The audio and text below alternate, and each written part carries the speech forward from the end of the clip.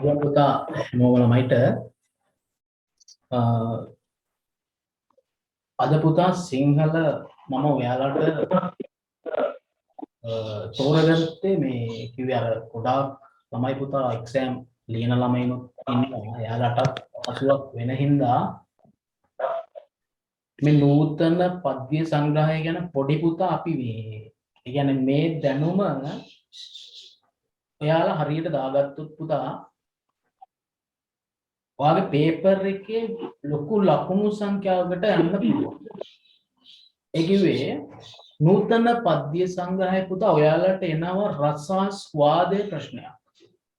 ඒ කිව්වේ පුතා අපිට දෙනවා පද්‍ය පන්තියක් මේක අනිවාර්යයෙන්ම කරන්න වෙනවා. ඒ හින්දා ඔබ අනිවාර්යෙන් මේ පාඩමට සම්බන්ධ වෙනක ගොඩාක් වැදගත්. ඒ කිව්වේ මේ පාඩම පුතා ඔබට අනිවාර්යෙන් ලකුණු 12ක ප්‍රශ්නයක් ඒ වගේම ඊට අමතරව තව ප්‍රශ්නයක්. මෙතන ඉඳන් පුතා ඔයාලා චූටි කපටිකමක් මතක තියාගන්න. නූතන පද්‍ය සංග්‍රහයේ ප්‍රශ්නේ ඔයා හරියට අල්ලගෙන ලියනවා නම් ඔයාට පුළුවන් පුතා අනිත් ප්‍රශ්නෙත් ගොඩ දාගන්න. ඒකේ පුතා අනිත් ප්‍රශ්නෙත් ගොඩ දාගන්න පුළුවන්. එතකොට පුතා ප්‍රශ්න දෙකක් ආවරණය වෙනවා. හැබැයි මේකෙන් මම අදහස් කරන්නේ ඔබ නූතන පද්‍ය සංග්‍රහයෙම ලිවිය යුතුයි කියලා. මොකද දන්නවද? මේ සිලබස් එකේ තියෙන හැම පාඩමක්ම පුතා මේ මොනවද බලන්න.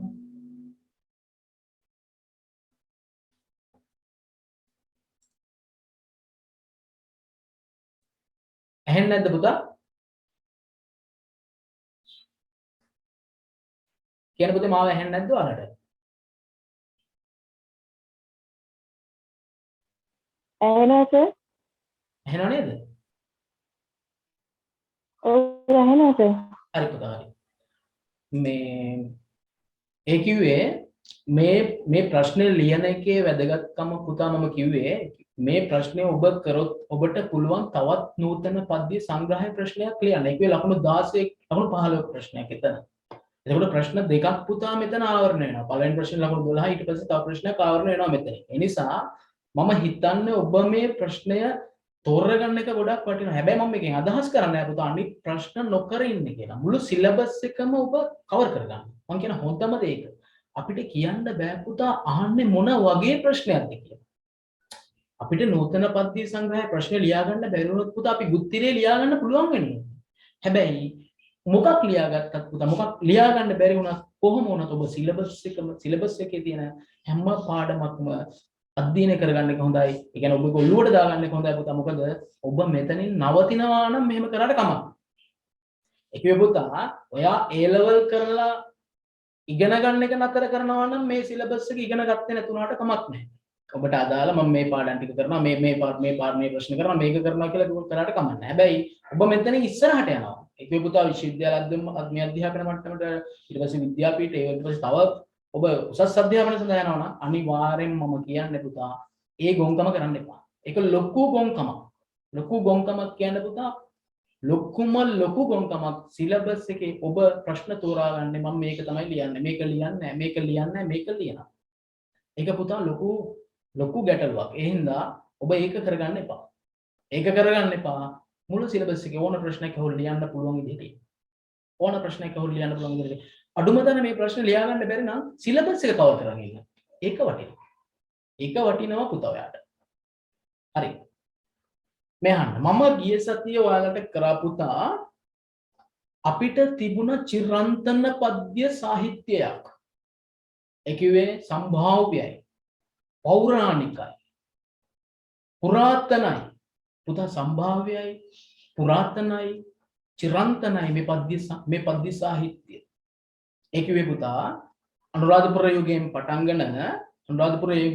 ගෙන මහනුවර යුගයට එනකම් නැත්නම් සිංකඩගල යුගයට එනකම් පුතා අපි කතා කරා මෙන්න මේ වගේ පද්‍ය ග්‍රන්ථ ලියවුනේ, මෙන්න මේ වගේ කතුවරෙන් ලිව්වේ, මෙන්න මේ වගේ අරමුණු තිබුණේ වුන්ගේ කියලා මේ ටික කතා කරා. ඔබට මේ පන්තියේ ඉන්න සියලු දෙනාට පුතා මෙහෙම දෙයක් වෙනවා. ඒ කිව්වේ අනිවාර්යෙන් මම නෝට්ස් එක දෙනවා. ඒ නෝට්ස් හදලා තියෙන්නේ. ඒවා පුතා පන්තියට එන හැම ළමයෙකුටම එමස් අන්තිම වෙනකොට මේ කරන පාඩම් වල ෆුල් නෝට් එක හම්බ වෙනවා පුතා. නෝට් එක හම්බ වෙනවා. හැබැයි එන්නේ නැති, ඒ කියන්නේ ක්ලාස් එකේ නැති ළමයිට පුතා එහෙම මේ අර මේ නිකන් අම්බලමක් වගේ කරගන්න මම කැමති නෑ පුතා. ඒක එහෙම මම කැමති නෑ. එහෙම එකක් තියෙනවා. අපි යමු පුතා මෙහෙම. මම කිව්වා සාහිත්‍ය. දැන් මම අහන ඔයාලගෙන් මොකක් සාහිත්‍ය කියන්නේ? ඒ කියන්නේ පුතා සාහිත්‍ය දැනගන්න එපා. සාහිත්‍ය අංශයකට යන්න. සාහිත්‍ය එක අංගයක් නේ කවිය කියන්නේ පුතා. අපි කවිය ගැන අධ්‍යයනය කරන්න කලින් සාහිත්‍ය කියන්නේ මොකක්ද දැනගන්න. සාහිත්‍ය කියන්නේ පුතා මම දන්න විදිහට සරලව කිව්වොත් සාහිත්‍යයෙන් කරන එකම දෙයක් පුතා. ඒ තමයි රස වින්දනයක් තියෙන්න ඕනේ පුතා. සාහිත්‍යයක් කිව්වම මොකක් රස වින්දනයක්. ඒකේ පුතා රසයක් තියෙන්න ඕනේ සාහිත්‍යයක. කවියක් වේවා, නවකතාවක් වේවා, කෙටි කතාවක් වේවා, වෙන ගද්‍ය කාව්‍යයක් වේවා පුතා තියෙන්න ඕන අනිවාර්යෙන් මොකද්ද දන්නවද? මෙතන තියෙන්න ඕනේ පුතා අනිවාර්යෙන්ම රසයක්. සහෘදයාට පාඨකයාට තියෙන්න ඕනේ රසයක්. අනිත් එක තමයි පුතා ඔක්තට මතක තියාගන්න ප්‍රඥාව පුතා. මේකෙන් දෙන්න ඕන දැනුමක්. කියන්නේ වැහෙන්නේ නැහැ. පාඨකයාට දෙන්න ඕනේ පුතා දැනුමක්. මේකට අපි කියනවා ආනන්දයෙන් ප්‍රඥාව ලබා දෙන්න ඕනේ සාහිත්‍යයෙන් පුතා. සාහිත්‍ය මේක. සාහිත්‍ය මොකක්ද? ආනන්දයෙන් ප්‍රඥාව පුතා. වින්දනය එක්කම ලබා දෙන්න ඕනේ රසයත් එක්කම ලබා දෙන්න ඕනේ දැනුමක් පුතා. මේකට තමයි සාහිත්‍ය කියන්නේ. මම මෙහෙම කියනවා. මම කියනවා පුතා අපිට තිබුණා මේ වගේ චිරන්තන පද්‍ය සාහිත්‍යයක්. සර් චිරන්තන පද්‍ය සාහිත්‍යයක් තිබුණා.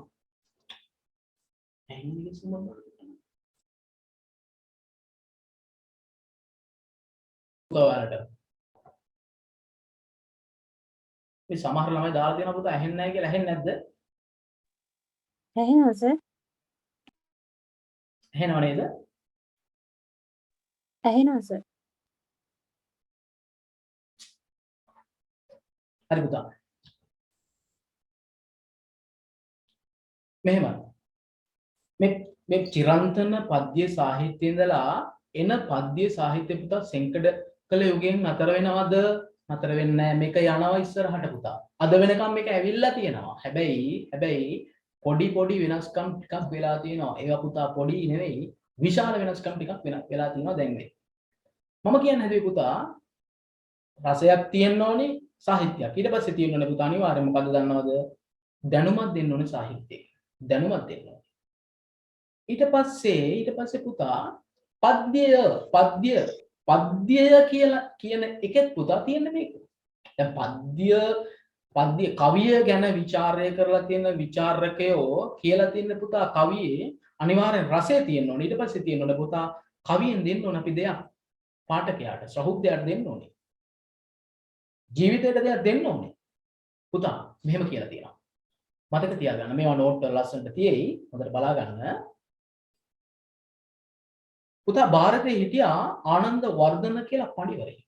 මෙයා සංස්කෘත කාව්‍ය විචාර සංකල්ප ගොඩක් හඳුන්වලා දීපු ගාන්ධර්වෙක් පුතා. මෙයා මෙහෙම දෙයක් කියලා තියෙනවා.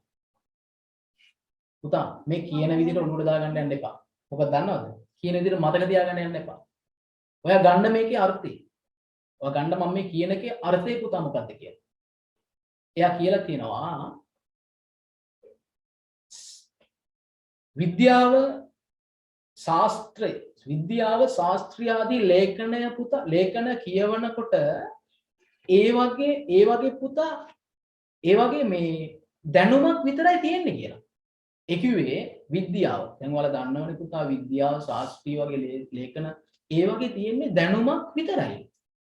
හැබැයි කවිය පුතා තියනවලු මේ රසයත් එක්කම මොකක්ද? දැනුමකුත්. අර දැනුමක් තියෙනවා රසයක් තියෙනවා පුතා කවිය. වෙනස හඳුර ගන්න. මේවා පුතා මේවා තමයි ਵਿਚාරය කරද්දී ඔබේ ඔළුවට එන්න ඕනේ මේ වගේ දේවල්. එයා කියලා තියෙනවා පුතා ශරීරය විතරයි තියෙන්නේ මොකේ? විද්‍යාව ශාස්ත්‍රීය ආදී ලේඛනවල ශරීරය විතරයි පුතා. ඒ කියන්නේ ශරීරය විතරයි කියන්නේ දැනුම විතරයි. හැබැයි කවිය තියෙනවා පුතා ශරීරයත් එක්කම ආත්මයක්. තියෙනවා පුතා. ආත්මය කියලා කිව්වේ අපි මොනට? අන්න අන්න අර දැනුම වගේම තියෙන රසයට පුතා කවිය ගැන හොඳට තේරෙන්නේ. හොඳට තේරෙන්නේ. ආනන්ද වර්ධන කියනවා පුතා ආනන්ද වර්ධන පණිවිඩය කියනවා විද්‍යාව ශාස්ත්‍ර ආදී ලේඛනයන්ගේ දැනුම තියෙනවා. ඒ හින්දා ඒව කියවන්නේ ඒව පස්සෙන් යන්න මිනිස්සු එච්චර කැමති නෑ. ඇයි පුතා? උඹලා කැමති නෑනේ උඹලා වුණත් පුතා මේ හපල්ලකෝ උඹලා කැමතිද මොනවා හරි විද්‍යාව පුතා එක දිගට කියවන්නට කැමතිද? කැමති නෑ පුතා. කැමති නෑ. නෑ පුතා ලියන්න දුන්නේ අහගන්න. කැමති නෑ. ඇයි? මේවා දෙමනවා වගේ. අරක ගියායි ප්‍රවේගය ගියායි මේක ගියා. පිස්සු යනවා. හැබැයි පුතා එහෙම නෑ. මේ වගේ කවිය එහෙම නෑ.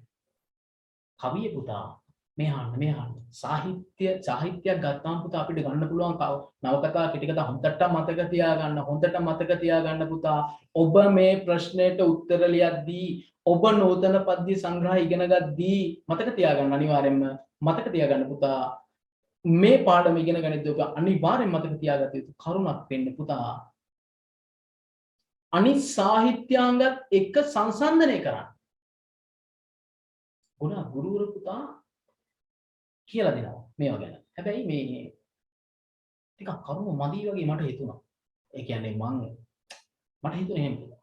මන් දන්නේ නැහැ. ඔබ බලනවා ඇති එක දේවල්. අහනවා ඇති එක දේවල්. පුතා මේ මෙන්න මේ කවිය ගැන ඉගෙන ගත්ත පුතා අපි මෙහෙම හිතන්න ඕන. අනිත් සාහිත්‍ය කවිය විතරක් නෙවෙයි මේක. මේවා තමයි කපටි පොයින්ට්. පුතා. නව කතාව ගත්තොත් කෙටි කතාව ගත්තොත් සද්ධර්ම රත්නාවලිය ගත්තත් සද්ධර්ම ලංකාරය ගත්තත් පුතා සංසන්දනය කරපන් අනිත් ඒවාත් එක්ක. ඇයි කවිය මෙහෙම වෙන්නේ නැයි මේක මෙහෙම වෙන්නේ? පුතා නව කතාව කෙටි කතාව මේ දේවල් ගොඩාක් දිගට ලියන්න පුළුවන් අපිට. නිදහස ඕන වෙලාවක කියවන්න පුළුවන්. ඕන තරම් කාලය තියෙනවා. හැබැයි පුතා මෙහෙම එකක් තියෙනවා. කවිවල වචන අකුරු දෙකක් ඇති පුතා. අර සමස්ත නව කතාවේ අර්ථය පුතා අකුරු දෙක තුනකින් දෙන්න පුළුවන් කවිය. මෙන්න මේකයි වෙනස. මෙන්න මේක තමයි වෙනස පුතා. මේ මම දෙයක් කියන්නම් පුතා මෙහෙම කියලා තියෙනවා. මෙහෙම. කුමාරතුංග මුනිදාස මම මේ අහලා තියෙන විදිහට තමයි මේ කියන්නේ. අහලා තියෙන විදිහට මෙහෙම පුතා. hina වෙන්න එපා. අහගන්න. hina වුණත් කමක් නැහැ. ඔය වගේ hina වෙන්න ඕන බා. මෙහෙම කියනවා. අකුරු දෙකේ වචන අකුරු දෙකේ පේලි 4 කවියක් කියන්න කියනවා. අකුරු දෙකයි පේලියට. පේලි 4ක් තියෙන්නත් ඕනේ. මේකේ රසයක් තියෙන්නත් ඕනේ. මං කියනවා මෙහෙම පුතා. කමන්න hina වෙන්න ටිකක්. චුට්ටක් විතර. පුතා මෙහෙම කියනවා. අනේ බලන්න.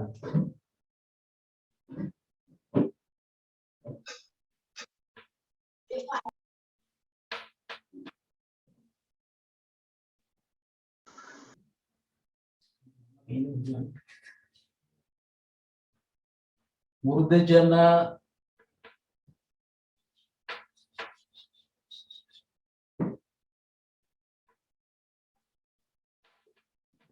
පුතා අනේ පනේ තනේ වැනේ අයිනා වෙන්න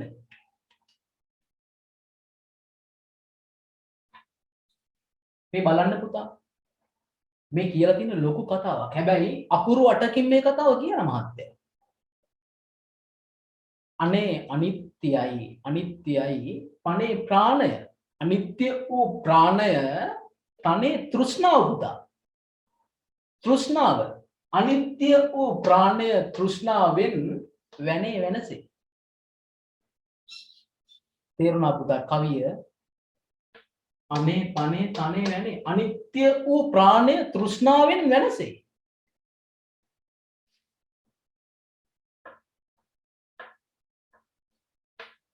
පුතා මේ තරම් හරි රමණීයයි කවිය. හරි රමණීයයි. බලන්න අපේ චිරන්තන පද්‍ය සාහිත්‍ය මෙහෙම ඇවිල්ලා පුතා එනවා ඊට පස්සේ මහනුවර යුගයෙන් පස්සේ පුතා අපිට හම්බ වෙනවා කවි තරංග පහක්. අපි මේ දේවල් ඉගෙන ගන්න නැහැ. මොකද දන්නවද? ඉගෙන ගන්න ඕනේ.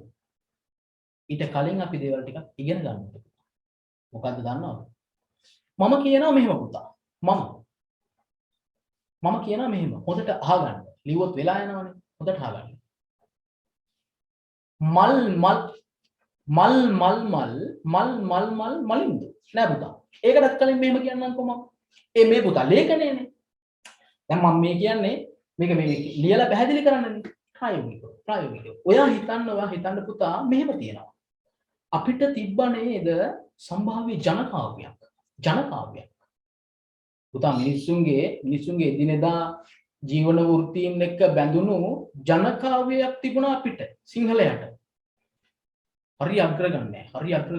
හරි අග්‍රගන්නේ. පුතා මෙන්න මේවා තුල කොයිතරම් දෙයක් ගැබ් වෙලා තිබ්බද කියලා. හැබැයි මේක ගැබ් වෙලා තියනවද නැද්ද කියලා දැනෙන්නේ පුතා. දැනෙන්නේ මොකෙන්? ඒ වෘත්තියට අදාළ ඒ කවිය ඒ විදියට අපිට ඇහුනොත් වචන ටික තිබ්බට වැඩක් නැහැ පුතා. ඇයි ඒක ප්‍රායෝගිකයිනේ. කවි කියවනේ කියනවා කියන්නේ ප්‍රායෝගිකයිනේ බා. මේ ප්‍රායෝගික දේ පුතා කියද්දී අපිට දැනෙන්න ඕනේ. පුතා පැල් රකින්නවා නම් පැලේ ඉද්දී ඒ දැනෙන මහන්සිය වෙහෙස තනිකම පාළුව දැනෙන්න ඕනේ පැල් කවියේ. එහෙම නැත්නම් පැල් කවිය අනේ දෙවියනේ මට වුණු වියෝයා පැලේ පැදුරවරු අරගෙන ගියෝයා. කොහොම කිව්වට දැනෙනවද පුතා? නෑ මේක පැල් කවියක් විදිහට වුණොත් දැනෙන්නේ කවිය පුතා. එහෙම කවිය කවියක් වෙන්නේ නැහැ. කවියක් වෙන්නේ පුතා මේ කවියේ රසය තියෙන්නත් ඕනේ, දැනුම තියෙන්නත් ඕනේ. මෙතන තියෙන්නේ අර මං කියපු විදිහට මේ වචන මේ අනේ දෙවියනේ මට උණු වියා මේ ටික කිව්වොත් පුතා තියෙන්නේ ශාස්ත්‍රය විතරයි, දැනුම විතරයි. ඒ කියන්නේ මේ වචනවල අර්ථය විතරයි. රසයක් නැහැ. ඇයි රසයක් නැත්තේ? පුතා මේ වෘත්තිය දැනෙන්න එපා. මේකගේ පහළුව දැනෙන්න එපා. මේක දුක් විඳිනවා දැනෙන්න එපා. මේක අමාරුවෙන් මේ වැඩේ කරන්නේ දැනෙන්න එපා. මේකම පැල් රකින්න යනවා කියලා තවත් ගෙදර ගිහලා එනවා කියලා දැනෙන්න එපා. එහෙම ගියාම ඒක. දැන් නෑනේ පුතා. පැල්. හැබැයි පුතා ඔය පැල් කවිය ඒ රිද්මයට ඒ කිව්වේ පුතා ඒ නාදමාලාව ඒ කියන්නේ ඒ පැල් රකින්න මිනිස්සුන්ගේ ජීවිතෙත් එක්ක බද්ධව දැනෙන්නේ මෙයා මේ පැල් කවිය පුතා ඒ විදිහට ගැවුනොත් ඒක දැනුනොත් මිනිස්සයාට කවියක් වෙන්න ඕන නම් එහෙම. කවියක් වෙන්න ඕනේ පුතා මෙන්න එහෙම වෙන්නේ. පතල් හාරනකොට පුතා හරි අනේක දුක් විඳිනවා. ඒ දුක් විඳිද්දී පුතා ඒක දැනෙන්න ඕනේ. ඒක දැනෙන්නේ නැතුව මම කියනවා කළුවන් කළුරුවයි මංගෝ දිවිසෙනවා. මීරන්තෝරන්ට දින ගණනක් යනවා කියලා. හැබැයි දැනෙන්නේ. එහෙම දැනෙන්නේ නැහැ පුතා. වචන ටිකක් තිබ්බලයක්. කවියත් එහෙමයි පුතා. වචන ටිකක් තිබුණ පළියට කවිය නෙවෙයි. තියෙන්න ඕනේ පුතා මේකේ දැනුම තියෙන්නත් ඕනේ. රසය තියෙන්නත් ඕනේ. හැබැයි ඔය රසය දැනෙන්නේ නැද්ද මෙහෙම කිව්වොත් පුතා. මම කියනවා කළුවන් කළුරුවයි මංගෝ දිලිසෙනා මිනිරන්තෝ රන්ට දින ගම මින් යනවා. පුතා මම මෙහෙම කියද්දී ඇත්තටම මේක පැලේ ඇත්තටම මේක පතල හාරනවා දැනෙනවනේ. මං කවි කියනවා කැතයි කියන බලන්න දැනෙන්නේ නැති නේද? හැබැයි මේක හොඳට කියන එක කිව්වනම් මට වඩා දැනෙනවනේ. යම් පුතා. කවිය ගැන කියනවා පුතා පෙර අපර දෙදිග විද්වත්ව එක කතා. හැබැයි නිශ්චිත කතාවක් නැහැ. එක නිශ්චිත කතාවක් උන් කියලා නැහැ පුතා. එකෙක් මෙහෙම කියන්නේ තව එකෙක් මෙහෙම කියනවා. කොහොමද? නිශ්චිත කමක් නැහැ පුතා වෙනස්. වාක්‍යයන් රසාත්මකං කාව්‍යං. විශ්වනාථ පඬිවරයා කියන පුතා රසය ආත්මේ කොටගත් වැකියේ කවිය. මං කිව්වා හරිනේ. රසය ආත්මේ කොටගත් වැකියේ කවිය. හරිනේ පුතා.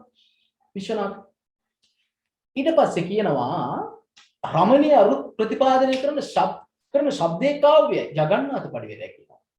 රමණීය අරුත් ප්‍රතිපාදනය කරන්නා වූ ශබ්දේ කවියයි. එක්තැන් වූ ශබ්දය හා අර්ථය කවියයි. රුද්‍රා කියන පඬිවරයා කියනවා. එක්තැන් වූ ශබ්දය හා අර්ථය කවියයි. පුතා මේ අහන්න. ඔබ දැනගන්න පුතා මෙහෙම දෙයක්. ඔබට තියෙනවා රසාස්වාදේ කරන්න මොකක් හරි පද්‍යයක්. මම ගන්නවා පුතා ඔයාට මේක කියලා දෙන්න පොඩි ක්‍රමයක් ගන්නවා පුතා. මෙහෙම මල් මලින්දු පුතා මල් මලින්දු අනුප්‍රාසය මං එනකොට මිදුලේ වැලි කෙලෙන්දු පුතා මල් මලින්දු මල්ලි මං එනකොට මිදුලේ වැලි කෙලෙන්දු මම එනකොට මිදුලේ වැලි මම සෙල්ලම් කරනවා පුතා කවුරු එනකොට මල්ලි හැබැයි අහන්නේ අයියා දත්තාද කියලා දන්නේ නැහැ අපි බලමු නාඩම් මලේ නැති අම්මා කොයින්ද පුතා අඬන්න එපා මල්ලි අඬන්න එපා නැති අම්මා කොහෙන් හොයන්නද මම මෙහෙම කියනවා අක්කගේ තනේ කිරියක් නම් පොවම්ද පුතා කියන්නේ කවුද මෙතකොට අක්කා කියන්නේ අක්කා එනකොට මල්ලි අඬනවා අක්කා කියනවා අඬන්න එපා මල්ලි ගියා අම්මා ඉතින් ආයේ කොහෙන් ගේන්නද එක්කෝ නැති වෙලා පුතා එක්කෝ වෙන ගිල් මාට්ටයක් වෙලා මොකක් හරි වෙලා මොන හරි වෙලා මල්ලි සෙල්ලම් කරනවා අක්කා අහනවා පුතා අම්මා නෑ ඉතින් අඬන්න එපා මට කිරි දෙන්න පුළුවන් නම් මන් දෙනවා පුතා මේ අහන්න අපි නූතන පද්‍යයේ පුතා මේ රස වින්දනය කරද්දී රසාස්වාදේ කරද්දී මෙහෙම දෙයක් තියෙනවා අපි මුලින්ම ගන්න එකට මොකද්ද දන්නවද අපි මුලින්ම ගන්නේ මොකක්ද දන්නවද පුතා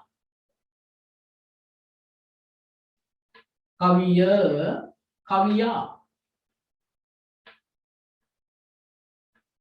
ගොඩාක් ළමයි ඇනගන්න තැන් පුතා මේවා ඇනගන්න තැන් හොඳට අහගන්න අද වෙනකන් අහලා නැතුව ඔබට පුතා ඔබ එක නිර්වචන ඉගෙනගෙන ඇති කවියට ඉගෙනගෙන නැති කවියාටත් ඉගෙනගෙන නැති හැබැයි ඔබෙන් අහනවා ප්‍රශ්නයක් පුතා මම මේ රසාස්වාදයේ මම කියන අර මේ ප්‍රධාන ප්‍රශ්නේ ඒ ප්‍රශ්න අහනවා පුතා නූතන යුගයේ කවිහු මෙන්න මේ වගේ දෙයක් කරලා තියෙනවා විමසපන් උඹේ පොතෙන් අරන් කියනවා එහෙම නැත්නම් කියනවා පුතා නූතන කවිය ඒ කියන්නේ කවිය මේ අහන්නේ කවියා ගැන ඉස්සලා මේ අහන්නේ කවිය ගැන පුතා කවිය වෙනස් කවියා වෙනස් හොඳට මතක තියාගන්න ප්‍රශ්නේ උතනින් අනගත්තොත් පුතා ඉවර කවියා ගැනද අහන්නේ කවිය ගැනද අහන්නේ අපි ඒකට වැඩි අවධානයක් දෙන්න ඕනේ කවියා ගැන අහුවොත් කවියටද නැත්නම් කවිය ගැන අහුවොත් කවියටද පුතා කවියා ගැන අහුවොත් කවිය ඕනේ කවිය ගැන අහුවොත් කවිය ඕනේ මේ දෙක ඕන හැබැයි ඔබ ප්‍රශ්නේ අහද්දී තේරුම් බේරුම් කරගන්න ඕනේ පුතා අහන්නේ වැඩි බරක් දීලා මොකා ගැනද කියලා තේරුණා එහෙම දෙයක් කරගන්න ඕනේ ඊට පස්සේ පුතා ඊට පස්සේ අපි දැනගන්න ඕනේ කවියා කියන්නේ මොකක්ද කියලා. මම කිව්වා කවිය කියන්නේ මෙහෙම දෙයක් පුතා. මෙහෙම දෙයක්. ඔබට නිර්වචන තියෙනවා. මෙහෙම දෙයක් පුතා. ඊට පස්සේ මේ කවියා තමන්ගේ පද්‍යයට යොදාගෙන තියෙන වස්තු විශේෂ මොකක්ද? අත්දැකීම මොකක්ද? අනුභූතිය මොකක්ද? මම මේක ඔබේ තියෙන පද්‍ය සංග්‍රහයේ පද්‍යයක් ගන්න නැතුව මේ වගේ කවියක් ගත්තේ ඒකයි පුතා. මල්ලි සෙල්ලම් කරනවා අක්කා එනවා අඬන්න එපා මල්ලි ඇයි බණ්ඩන්නේ? අක්කා කියනවා පුතා මේ අම්මා නැත්තම් කරන්න දෙයක් නැහැ මට කිරි දෙන්න පුළුවන් නම් මම දෙන්න. ඔන්න ඕක තමයි මගේ කවිය. අහගන්න පුතා. මම ඔබට සරලව මේක කියලා දෙන්න. අපි කිව්වා කවියා ගැන අපි දැනගන්න ඕනේ හැඳින්වීමට. ඒක අපි ඉස්සෙල්ලාම කරන හැඳින්වීමක් පුතා හැඳින්වීමක්. ඊට පස්සේ මේ හැඳින්වීමට අපි වස්තු විශේෂ ලියනවද? ලියනවා. වස්තු විශේෂ ලියනවා. එතකොට අපි කවිය හැඳින්වුවා. කවිය කියන්නේ මෙන්න මෙහෙම එකක්. එක්ක පුතා අපි දානවා කවිය කියන්නේ රසාත්මක කොටගත් ප්‍රේක්ෂණීය කවිය. එහෙම නැත්නම් දානවා පුතා රමණීය අරුත් ප්‍රතිපාදනය කරනවා ශබ්දයේ කවිය. නැත්නම් දාන එක්තැන් වූ ශබ්දයේ අර්ථයේ කවිය. මෙකියමනට සාධාරණයක් ඉෂ්ට කළ අප කවියා කවුද? අපි දන්නේ දෙන එක පුතා. පද්‍ය සංග්‍රහය දෙන එක. අපිට කවිය දෙන එක. එහෙම කියලා අපි ආරම්භයක් ගන්න ඕනේ. මේ මගේ විදිහ පුතා. හරිද?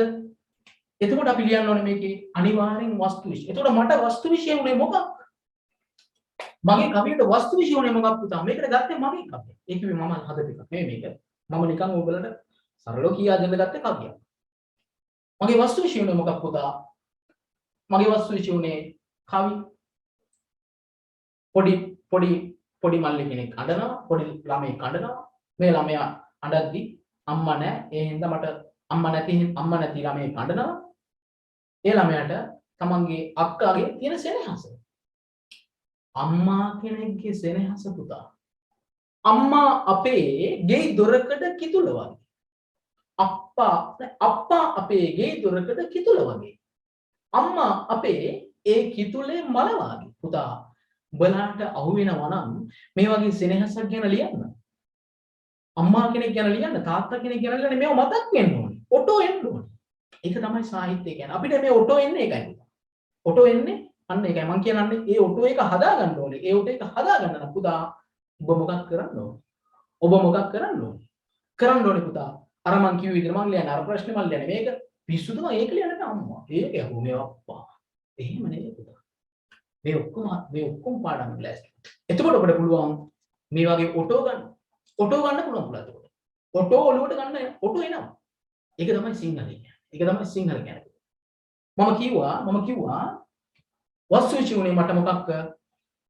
අම්මා කෙනෙක් නැති ළමයෙකුට අක්කා කෙනෙක්ගේ තියෙන සෙනෙහස. මම කිව්වා ඒකට තව එකක් පුතා. අප්පා අපේ ගේ දොරකඩ කිතුල වගේ අම්මා අපේ ඒ කිතුලේ මල වගේ.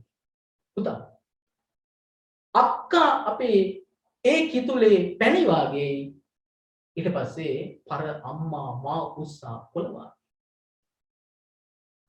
පුතා ගේ දොරකට කිතුල් ගහක් කියන්නේ පුතා මූල ශක්තිමත් හොඳ හයියක් ගහක් මේකේ කවුද ශක්තිවන්තයා ගෙදර ඉන්න ශක්තිවන්තයා ගෙදර දරාගෙන ඉන්නේ කවුද මේ බර දරාගෙන ඉන්නේ කවුද තාත්තා ඊට පස්සේ අම්මා තමයි මේ බරට සෙනෙහස දෙන්නේ මේ බරට ආලෝකයක් වෙන්නේ කවුරු අම්මා පුතා ඒ කිතුලේ මල කවුරු අම්මා ඊට පස්සේ අම්මා නැති දවසකට කවදා හරි අන්න අර සෙනෙහස දෙන්නේ කවුද පුතා අක්කා ලොකු අක්කා මතක තියාගන්න අක්කලා ඇති කවදාකවත් පුතා උඹලා අමතක කරන්න එපා උඹගේ අක්කට උඹ තෝ කියලා කියන්න එපා මොකද දන්නවද අක්කා කෙනෙක් කියන්නේ පුතා අක්කා කෙනෙක් කියන්නේ අක්කා නොකියුවත් නංගිලා මල්ලිලා ගැන බලන් ඉන්නවා පුතා මුන් කරන්නේ මොනවද කියලා බලනවා නොබැන්න පාඩුවේ ඉන්නවා පුතා ගෙදරක අක්කා හෝ අක්කගේ තියෙන අමුතු සෙනෙහස බලන්න ගෙදරක පුතා හැමදේම අක්කා බාරයි අක්කා හරි චාම්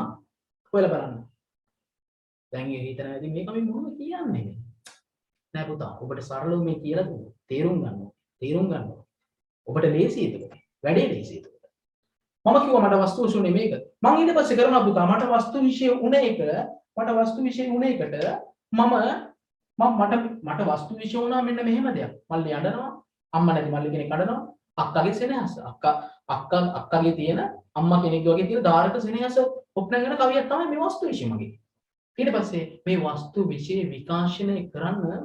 වස්තු විශ්ය විකාශනය කරන්න පුතා මොනවද මම අන්තර්ගත කරගත්තේ මොනවද මම මේකට යොදාගත්තේ මොනවද පුතා මේකේ මොනවද තියෙන්නේ ගැඹිලා තියෙන මොනවද මම මේ කියපු දේවල් තියෙන්නේ පුතා අක්කා කෙනෙක්ගේ සෙනෙහස අම්මා කෙනෙක්ගේ දෙවෙනි සෙනෙහස අක්කා මේ දේවල් විචාරෙට එනවා ඊට පස්සේ පුතා මෙන්න මේ දේවල් මෙන්න මේ අන්තර්ගතය මෙන්න මේ වස්තු විශේෂයට උඹ දැම්ම දේවල් හරිද පුතා මලින්දු අනුස්වාස මේ අහන්නේ භාෂාව කවියා යොදාගත්ත භාෂාව වස්තු විකාශනය කරන්න කාව්‍ය අධ්‍යක්ීම විකාශනය කරන්න පුතා කවියා යොදාගත්ත භාෂාවේ සාර්ථකත්වයක් තියෙනවා අසාර්ථකත්වයක් තියෙනවද ඔබ හොඳට මතක තියාගන්න ඔබගේ ਵਿਚාරය මේක ඔබගේ රසාස්වාදය පුතා බාර කරන්න එපා එක ගුරුවරයෙක්ට මොකක්වත් බාර කරන්න එපා ඔබේ එක ලියපන් ඔබට දැනෙන එක ලියපන් ඒක වෙන්න ඕන හැබැයි මේ භාෂා භාවිතය ගැන එහෙම පුතා තියෙන දේවල් ලියන්න කවියක භාෂාව ගැන කතා කරද්දී මම ඒක කියලා දෙන්නම් කවියක භාෂාව පුතා භාෂාව විතරක් නෙවෙයි කවියක අපිට ගොඩාක් දේවල් ඉගෙන ගන්න තියෙන ලක්ෂණ. අනිත් එක තමයි පුතා කවියක ලක්ෂණ වගේම කවියක ගොඩාක් ළමයි වරද්ද ගන්න තැනක් තියෙනවා. ඒක මම දැක්කා. ගොඩාක් ළමයිනුත් එහෙමයි. මේක කොහොම වැරදුනද මම දන්නේ නැහැ පුතා. කවියා දෙන්නෙක් නේ. කවියා දෙන්නෙක්. කවිය ලියන එක තමයි කවියා. කවියේ මූලිකාංග කවියාගේ මූලිකාංග දෙකක් පුතා දෙකක්. මං කාගෙන් හරි ඇහුවොත් කවියාගේ මූලිකාංග මොනවද? කවියාගේ කාර්යභාරය මොකක්ද කියලා ඇහුවොත් මොකද්ද කියන්නේ? පුතා? කවියාගේ කාර්යභාරය මොකක්ද කියලා ඇහුවොත් මොකද්ද ඔයාලා ලියන්නේ? නූතන යුගයේ නූතන පද්‍ය සංග්‍රහයේ නූතන පද්‍යයේ කවිහු මෙන්න මේ වගේ දේවල් යොදාගත්තා. ඔවුන්ගේ කාර්යභාරය සාර්ථකද?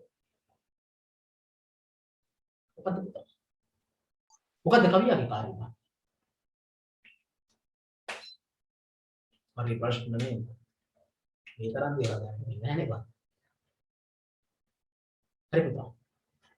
කියලා දෙන්න අපි යම් කවිය අපි යම් නිර්වචන වලට කවිය තියෙන. මේ පෙරදිග ਵਿਚාරකයෝ කවිය ගැන මම මෙහෙම දෙයක් කියන්න පුතා. මම කිව්වා භාෂාව කවිය යොදාගත්තේ භාෂාව මෙහෙම වෙලා තියෙනවද? ඒකේ සාර්ථකත්වයක් තියෙනවද? ඒක හොඳයිද? ගැළපෙනවද? ඔබ ලියන්න ඕනේ. වස්තු විශේෂයට යොදාගත්ත එක හරිද? මම මේ ਵਿਚාරය කියලා දෙන මෙහෙම කරන්න රසස්වාදී. ඊට පස්සේ පුතා ඔබ අවසානයේ කරන්න ඕනේ මේක මහලුකට හිතන්න එපා බං. අන්තිමට ඔබ කරන්න ඕනේ මෙන්න මේ දේවල් වලට යොදාගත්ත භාෂාවත් අත්දැකීමත් ඊට පස්සේ මෙයාගේ අරමුණත් සාර්ථකයිද අසාර්ථකයිද මේක හරිද වැරදිද ඔබ මේක කරන්න ඕනේ. මේක තමයි රසාස්වාදය. මේක රසාස්වාදය පුතා. මේක ඉතින් ඌට වඩා සරලව කියන්න බෑ. එහෙනම් ඉතින් මට ගන්න චූටි කවියක්. පුතා ඊට පස්සේ අපි යනවා ඔබ මතක තියාගන්න මේ මන් දාලා තියෙන කවිය කියන්නේ මොකක්ද? ඒ කියන්නේ ඔබ විචාරය ආරම්භ කරද්දී රසාස්වාදය ආරම්භ කරද්දී මෙන්න මේ වගේ එකක් දාන්න ඕනේ. එකක් හෝ දෙකක් හෝ. හැබැයි මතක තියාගන්න. ඔබ අරගෙන එකක් පාඩම් කරගෙන මම දැම්මා මේක උඩට ආයෙ දාන්න ඕනේ මේවා. නෑ පුතා. මම කියන්නේ මේ වගේ තුන හරි පාඩම් කරගන්න පෙර අපර දෙතික. ඔබ ਵਿਚාරය කරද්දී මේවා ලියන්න ඕන තැන් තියනවා පුතා. භාෂාව ගැන කවිය වෙනම දේවල් කියලා තියෙනවා. දැන් මං හිතන්නකො මං කිව්වා මම යොදාගත්ත භාෂාව ගැන මම ලියනවා පුතා. එහෙම ලියාගෙන යද්දී කවියා මේ ආකාරයෙන් රමණීය වස්වාරක් යොදාගෙන ඇත. ඒකී භාෂාව කාව්‍යයට ඊටමත් උචිතය. මට ලියන්න බැයිද පුතා ඒත් එක්කම රමණීය අරුත් උත්පාදනය කරන්නා වූ ශබ්දේ කවිය ජගන්නාථ පඬිවරයා පවසා ඇති පරිදි කවියා එකීමකට සාධාරණයක් ඉෂ්ට කොට ඇත. කොහමද පුතා? ਵਿਚාරය කරන් යද්දී අරකක් දානවා. ඇයි? උත්පාදන ශබ්දේ කාව්‍යයි. භාෂාව ගැන. පුතා ඒ කියන්නේ කවිය කියන්නේ වචන වදන් පබද පුතා වචන හරියට ගලපලා ජීවිතයට දෙයක් දෙනවද රසයත් එක්කම මෙන්න මේක තමයි කවිය. මතක තියාගන්න ආනන්ද වර්ධනය කියපු එක. විද්‍යාව ශාස්ත්‍රාදී ලේඛන තුලින් පුතා තියෙනවා ශරීරය. මේ ශරීරය කියන්නේ දැනුම. හැබැයි කවිය තුල තියෙනවා ඒ දැනුමත් එක්කම ආත්මය ශරීරය වගේම ආත්මයක් තියෙනවා. ඒ කියන්නේ දැනුමත් එක්කම රසයක් තියෙනවා. ඒකයි කවි කියවන්න, කවි අහන්න, කවි ලියන්න පෙළඹෙන්න. හරි පුතා. ඊට පස්සේ අපි යනවා බලන්න පෙරදිග ਵਿਚාරයක කියපු මත මේ කවිය ගැන. දොස් රහිත වූ, ගුණ සහිත වූ, අලංකාර වලින් शोभා සම්පන්න වූ ශබ්දාර්ථයන්ගේ සුසංයෝගයක කියන. වාග්භට කියන පඬිවරයා කියලා තියෙනවා. මම කියන්නේ මොකද්ද දන්නවද? ඔබ අනිවාර්යෙන් තුනක්වත් පාඩම් කරගන්න. තුනක්වත් මේ පෙරදිගෙන් තුනයි අපරදිගෙන් තුනක්වත් පාඩම් කරගන්න. මේවා පාඩම් කරගන්න මේසි පුතා මේක හිතන්න එපා ඉච්චර. ඔබ කරන්න ඕන එකක් දන්නවද? ඔබ මේ ප්‍රශ්න ලියනවා නම් ඒ කියන්නේ වංගර ලියන්න. ඔබ ලියන්න වෙනවනේ. ඔබ අනිවාර්යෙන් හැමදාම සිංහල තියෙන වෙනවට මේ මම මේ නිර්වචන දුන්න මේ කවි හැදෙන්නේ මෙන්න මේවා මම කොතෙන් හරි දානවා කවි. කොතෙන් හරි මේවා දානවා. උන්ට ඒක කරන් යද්දි. නාගන්න පුතා එහෙමයි. ඒක ලියන්නේ. හැමදාම ලියන්න. පස්සරක් ලියන්න දවස් 5ක්. දවස් 5ක් ලියලා බලන්න. කටපාඩම් වෙනවා. ඒ කියන්නේ ඔබට ජීවිතේට අමතක වෙන්නේ නැහැ. මේක දේවල් තමයි පාඩම් කරගන්න කෙන පුතා. ශබ්ද හාර්ථය එකතු කවියයි. බාහම කවිය. බාහම කවිය. කවියන් වාස්තුමක් නොවේ මෙලොව ජීවිතේ පිළිමුක කරන්නා වූ කැටපතකි මාර්ටින් වික්‍රමසිංහ මහත්තයා පුතා මෙහෙම කියනවා. ඇද පැද කිය හැකි පැදි ගයන්නේ කි කුමාරතුංග මුනිදාස මෙහෙම කියලා කියනවා. දැන් පුතා තේරෙනවා ඇති. මම කියපු දේ හරිනේ පුතා. කවියේ තියෙන්නේ මේ මහලුකු දෙයක් නෙවෙයිනේ. වචන පුතා භාෂාව ප්‍රබල වෙනවා. භාෂාවයි රසයයි ඒත් එක්ක පුතා ජීවිතෙන් දෙන්නේ. කවියන් වහස්සුමක් නේ මෙලොව ජීවිතේ පිළිමුක කරන්නා වූ කැටපතකි. හස්සුමන්නේ පුතා මේ අපි මේ ලෝකේ පිළිමුක කරන්නා කැටපත කවිය කියන්නේ. මේක මේ අරාබියේ තියෙන කන්නේ නෙවෙයි. අපි ළඟ තියෙන දෙයක්. අපි ළඟ තියෙන දෙයක්. ඔබට තේරෙනවා ඇති. ඔබ පුතා කවිය ගැන යම් සඳහනක් කරන්නේද ඔබේ ਵਿਚාරයේ මෙන්න මේ වගේ නිර්වචන වලින් අනිවාර්යයෙන්ම ඔබ එකක් දෙකක් පුදා. ඊට පස්සේ පුතා අපි යනවා අපරදිග ਵਿਚාරකයෝ කවිය ගැන කියපු දේවල්. මේ කියන්නේ කවියා ගැන නෙවෙයි කවිය ගැන පුතා. කවියා ගැන නෙවෙයි කවිය ගැන. තමලද අධ්‍යක්ීම් ගවේෂණය කිරීමෙහිලා මිනිසා විසින් පරිහරණය කරනු ලබන භාෂාව කවිය. ඉස්තෝප පුතා දැන් ඔයාලට තේරෙන්නේ නැති කවිය කියන්නේ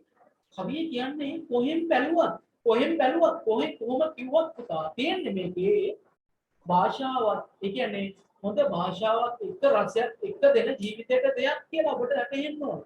කවිය වනයි හොඳම වචන හොඳම පිළිවෙලට ගැලපීම.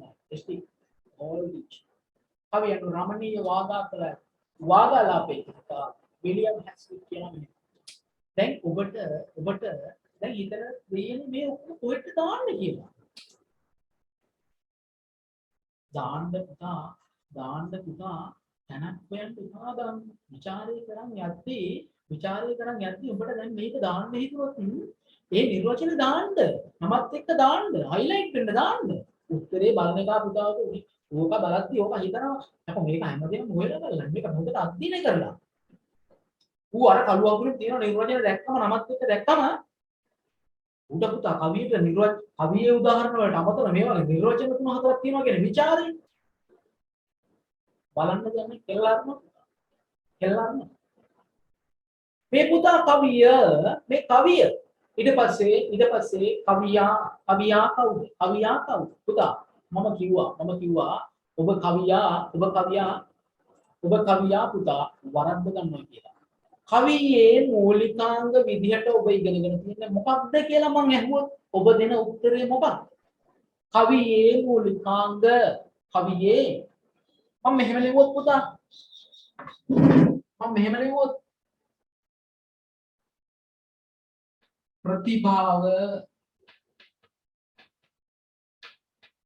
ප්‍රතිභාව ඊට පස්සේ පුතා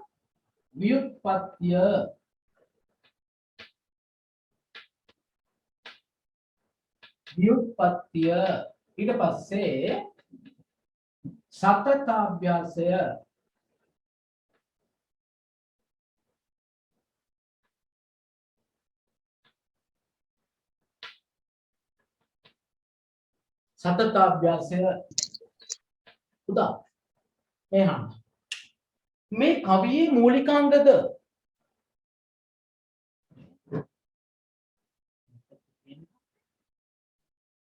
මේ කවියේ මූලිකාංගද ප්‍රතිභාව ව්‍යුත්පත්තිය සතතාභ්‍යාසයේ කවියේ මූලිකාංගද පුතා හොඳට මතක තියාගන්න මේ පුතා කවියාගේ කාර්යභාරය කවියෙක් වෙන්න නම් මෙන්න මේ මූලිකාංග තියෙන්න ඕනේ. මෙන්න මේ දේවල් ප්‍රගුණ කරලා තියෙන්න ඕන කවියා පුතා. කවියාගේ දෙයක් තමයි ප්‍රතිභාව. කවියාගේ දෙයක් තමයි පුතා ව්‍යුත්පත්තිය. කවියාගේ දෙයක් තමයි පුතා සතතාභ්‍යාසය කියන්නේ. පටල ගන්න එපා.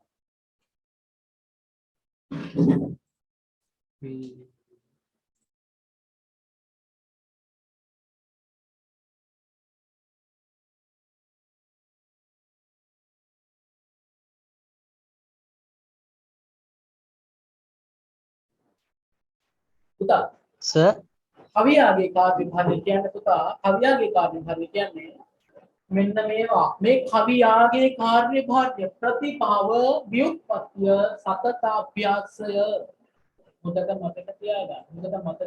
ඔබ ਵਿਚාරය කරද්දී ඔබ රසස්වාදය කරද්දී ඔබ බලන්න ඔබට එන කවියා අපි කියමු ජී.පී. සේනානායක කියලා. එහෙම නැත්නම් අපි කියමු කුමාරතුංග මුනිදාස කියලා. ත්‍රිපිටක ජාතික මහින්ද හිමි කියමු. මෙන්න මේ කවියා මේ කවුරු හෝ කවියා මේ කවියා ප්‍රතිභාව තියනවද මෙයාගේ? මෙයාගේ ව්‍යුත්පත්තිය තිබිලා තියෙනවද? මෙයා සතතාභ්‍යාස කරලා තියෙනවද? ඔබ බලන්න කරලා තියෙනවද මේවා කියලා? කවිය වනාහි අපාර්ය වූ කාව්‍ය සංසාරයේ ප්‍රජාපති වන්නේ ඔහු තම අභිමතයේ පරිදි ලෝකය පරිවර්තනය කිරීමට පුළුවන්. පුතා කවියට පුළුවන් ලෝකයක් අනිත් පැත්තට හදන්න. පොඩි වචන ටික. පුළුවන්.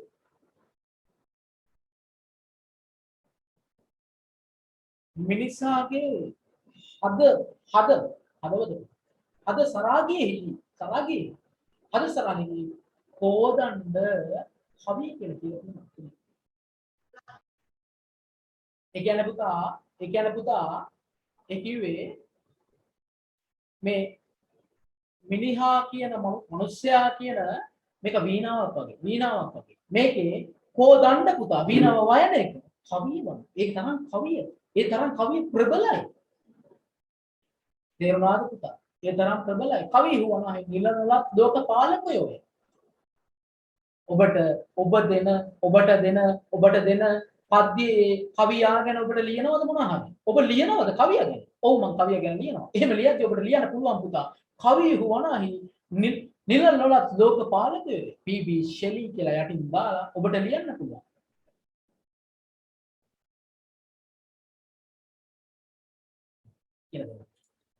ඊට පස්සේ පුතා මම මෙහෙම දෙයක් කියනවා පුතා. මෙහෙම දෙයක්. මනුෂ්‍යත්වයේ දුර්ලභය. මේක පුතා ගොඩාක් වැදගත්. ඔබේ ਵਿਚාරේ පොතෙන් හරි දාන්න හොඳ කියමන. මතක තියාගන්නත් ලේසි පුතා. මේක කියලා තියෙන අග්නි පුරාණය කියන ග්‍රන්ථය පුතා. භාරතයේ ලියන අග්නි පුරාණය සමාවෙන්න සුමේද පොඩ්ඩක්. මනුෂ්‍යත්වයේ දුර්ලභයි. මිනිහෙක් වෙන්න අමාරුයි පුතා. හැබැයි මිනිහෙක් වුණත් පුතා විද්‍යාව ශාස්ත්‍රීය ආදී ඥානය ලබන්න අමාරුයි. ඒ කියන්නේ පුතා මෙයා හොඳ බුද්ධිමත් දැනුමක් ලබා ගන්න අමාරුයි මිනිහෙක් වුණාට. හැබැයි එහෙම බුද්ධිමත් දැනුමක් ලැබුවත් පුතා මුට වෙන්න බෑ කවුද? කවියෙක් වෙන්න බෑ. මුට කවියෙකුත් වෙන්න පුළුවන් කියමුකෝ පුතා. හැබැයි මුට කවියෙක් වුණත් මුට කවුරු වෙන්න බෑ. ප්‍රතිභා සම්පන්න කවියෙක් වෙන්න බෑ.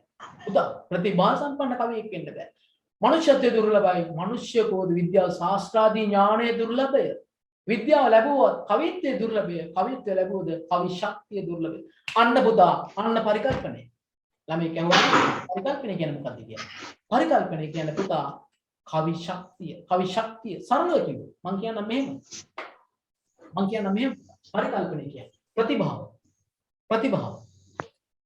පරිකල්පනය ප්‍රතිභාව පුතා එක. ඒ කියන්නේ මම කියනවා පුතා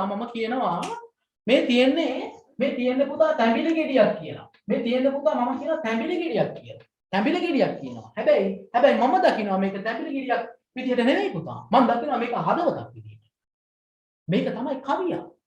පුතා නවතම වස්තු නිර්මාණය කරන්න පුළුවන් දක්ෂය තමයි කවිය. ලෝකයේ තියෙන එක එහෙම්ම පුතා ගෙනත් දෙන්නේ නැහැ අපේ අතට. කවිය. මේක පුතා හරි රසවත්ව දෙන එකේ තමයි කවිය කියන්නේ. මෙන්න මේ ශක්තියට තමයි කියන්නේ. මෙන්න මේ අලුතෙන් දෙයක් නිර්මාණය කරලා ඒ තියෙන දැන් පුතා මෙහෙම හිතන්නකෝ. මෙහෙම හිතන්නකෝ පුතා. දැන් අපි කියනවා පුතා මම කියන හොඳ දෙයක්. හොඳ අත්දැකීමක් පුතා. ඇත්ත කතාවක්. පුතා මම යනවා මාතර. මම යන්නේ හිතන්නවද? අවුලක් නැහැ කිව්වට. මාතර යන්නේ හිතන්නවද පුතා? මම යන්නේ මගේ කෙල්ල වම් වෙන්න. යන්නේ රෝහන් කැම්පස් එක ළඟට. මේ යන්නේ පුතා එදා අන්තිම දවස. අන්තිම දවස කියන්නේ මගේ නම් අන්තිම නෙවෙයි. එයාගේ අන්තිමද කියලා මම දැන් නොදැනුවත්වයි ගියේ. එදා ගිහිල්ලා පුතා අපි මෙහෙම ඒ කියන්නේ අපි මේ දෙවුන්දර බීච් එකේ කොහොම පුතා අපි ඒ කියන්නේ මේ එදා අමුතුයි යා. ඇයි අමුතු ඔයා? පුතා තේරුන්නේ නැහැ මට. හැබැයි අමුතුයි කියලා මට දැනෙනවා. ඒකිට බෑ මාව වට්ටු කරන්න. ඒකිට නෙවෙයි. පුතා එදා අමුතුයි. හැබැයි ටික වෙලාවක් යද්දි අපි මේක නතර කරමු. පුතා මම මේක මට හිතා ගන්න බෑ මම කිව්වා නෑ. උඹේ සතුට නම් ඒකනේ පුතා පරිත්‍යාගන ආදරේ කියන්නේ කමන්නේ. මං ආවේ.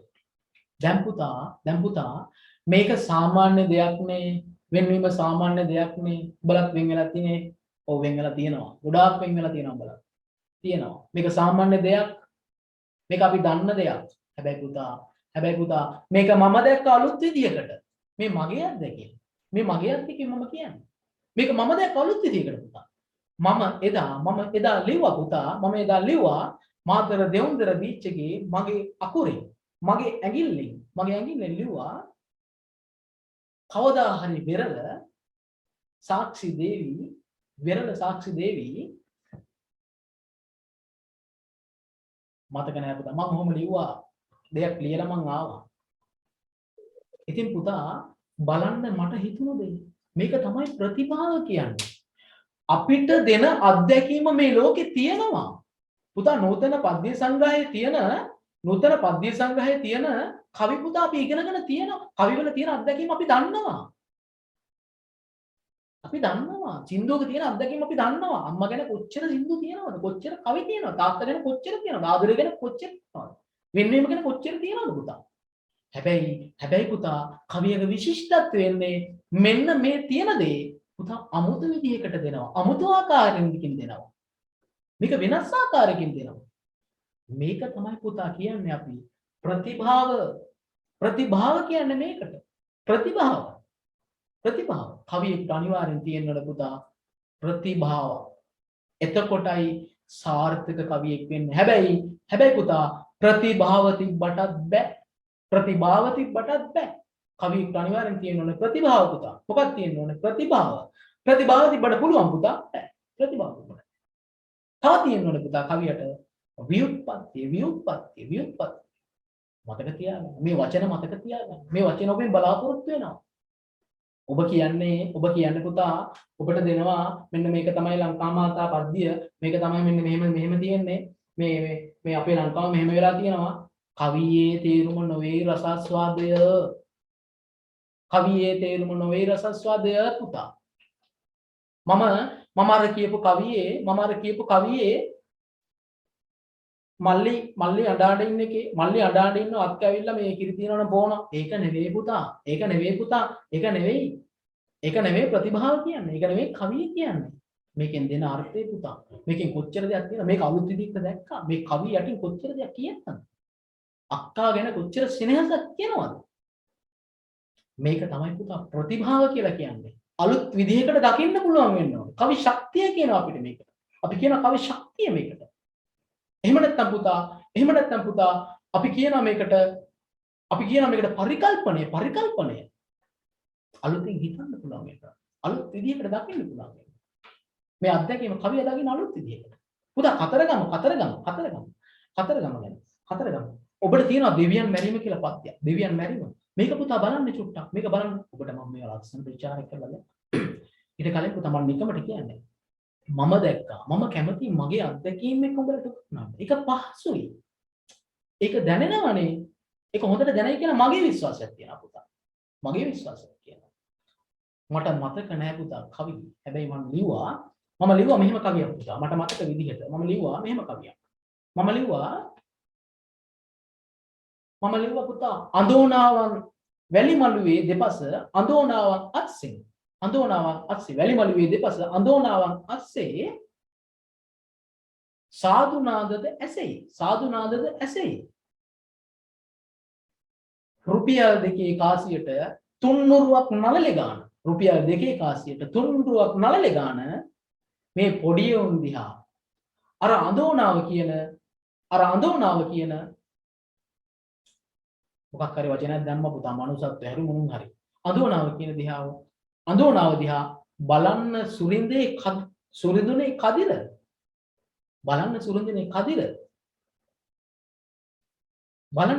කදිර වැලිමලුවේ පෙරලි බාරහාර ඔප්පු කරන උන්ට කලින් පුතා බලන්න මම දැකපු විදිහ බලන්න මගේ අත්දැකීම බලන්න මම ඒක දැකපු විදිහ බලන්න ඔබත් දැකලා තියෙනවනේ මේක හැබැයි ඔබට හිතුණාද ඔබ කතරගම ගිහිල්ලා නැද්ද ඔබ කතරගම ගියානේ පුතා කතරගම ගිහිල්ලා මොනවද දැක්කේ මැණික් ගඟ දැක්කා දේවාල වල ඇවිත්තා වැඩිහිටි ගන්ධ ගියා රිලව් මෙහෙම කරා වඳුරා මෙහෙම කරා ඒවනේ දැක්කේ හැබැයි පුතා මම දැක්කේ එහෙම එකක් නෙමෙයි මම දැක්කා පුතා කතරගම අර වැනි මළුවේ දෙපැත්තේ පුතා අර කිරිවෙරට යන පාරේ දෙපැත්තේ අපේ මොත් ගන්න මල් අනේ එන්න අපේ ළඟටත් මේ මලක් කරන් රුපියල් 10ක් දීලා යන්න පුතා හරි අඬනවා හරි කෑ ගහනවා හැබැයි ඒත් එක්කම තුන්නුරු ටිකක් පුතා අතේ තියාගෙන නළලේ ගාලා ඉවරලා රුපියල් 2 එකතු කරන පොඩිම මං අහන්නේ කතරගම දෙයිහාමුදුරන්ගේ මං ඇහුවේ කතරගම දෙයිහාමුදුරන්ගේ පුතා ඇහුවේ ප්‍රශ්නේ ඇහුවේ මං කවියෙන් ඇහුවේ ඒක මම ඇහුවා දෙවියනේ මෙච්චර මේ පාරේ මේ මළුවේ පෙරලි ඉන්න උන්ට කලින් මෙන්න මේ වටේ ඉන්න මේ උන්ට එක දිහා බලන්න කියලා බොරුද මං අහපු පුතා බලන්න හිතුණාද එහෙම අහන්න මේක තමයි පුතා ප්‍රතිභාව අලුත් විදිහට කවියා දකින්න ඕන ඔබ ਵਿਚාරය කරද්දී ඔබ ලියන්න ඕන අප කවියා මෙලෙස තම අත්දැකීම ඔහුගේ ග්‍රහණයට නතු කරගෙන නැත ඒ කෙසේද යත් මේ වගේ වචන දාලා පුතා රාමණින් නොවේ චිත්‍රය එතකොට මහා ලොකු ගොඩක් ලියන්න ඕනේ නෑ බං අවශ්‍ය දේ විතරයි මේ වචනත් එක්ක එනවා ව්‍යුත්පත්තිය අපි හරි පුතා ප්‍රතිභාව ගැන කතා කරා ප්‍රතිභාව ගැන කිව්වා ව්‍යුත්පත්තිය කියන්නේ පුතා කවියෙක් වෙන්න නම් ඔබ සාර්ථක කවියෙක් වෙන්න නම් අපේ නූතන පද්‍ය සංග්‍රහය පොතේ ඉන්න කවියෝ සාර්ථක කවියෙක් වෙන්න නම් මොනවා වෙන්නද මෙයා පුතා කවි කමට අදාළ පොත්පත් ඊට පස්සේ බටහිර කියන වෙනත් රටවල් වල සාහිත්‍යය කවි ගැන තියෙන මොනවද හදාරන්න තියෙන දේවල් පත කියවන්න ඊට පස්සේ අත්දැකීම් බලන්න ඕනේ සමාජයේ එක එක අත්දැකීම් තියෙනවා මේ අත්දැකීම් දිහා අමුතු විදිහකට බලන්න ඕනේ මේ අත්දැකීම් වෙනස් විදිහට දකින්න ඕනේ මේක තමයි පුතා ව්‍යුත්පත්තිය කියන්නේ එයාට ඕන දැනුම ගබඩා කරගන්න හොයන්න ඕනේ හැබැයි ඕක කරත් බෑ පුතා කවියෙක් ඕක කරත් පුතා සාර්ථක වෙන්නේ නැහැ තව එකක් සාර්ථක කවියෙකුගේ කාර්යය පුතා තව එකක් තියෙනවා ඒකට අපි කියනවා සතතාභ්‍යාස අනභ්‍යාසං විශංසාස්ත්‍රං අභ්‍යාස නොකරන්නාට ශාස්ත්‍රය විෂ වේ පුතා අරු අපිට දෙන කවිය හරි අපි අහපු කවිය හරි කවිත් ලියනවා පුතා කවිත් ලියනවා උගේ පරිකල්පන උගේ ප්‍රතිභාවත් තමයි ව්‍යුත්පත්තියත් හොඳයි පොතපතත් කියවලා තියෙනවා හැබැයි මේක අභ්‍යාස කරන්නේ නැහැ අභ්‍යාස නොකරොත් වෙන්නේ මොකක්ද පුතා මූට කවිකම අරන් යන්න බෑ මූ ලොක් වෙනවා මූ නතර වෙනවා පුතා නැවත තමන්ගේ අත්දැකීම් නැවත මූ ප්‍රතිනිර්මාණය කරගන්න ඕනේ ඒකට අවශ්‍ය දේවල් කරන්න ඕන අභ්‍යාස කරන්න නිරන්තරයෙන් කවි ලියන්න ඕනේ මේක තමයි පුතා කියන්නේ සතත අභ්‍යාසය කියන්නේ ඔබට කවිය තේරුණාද පුතා කියන්න මයික් ෆෝන් කරලා කවියා තේරුණාද පුතා තේරුන්නේ නැද්ද කවිය කියන්නේ මොකක්ද කියලා තේරුන්නේ නැද්ද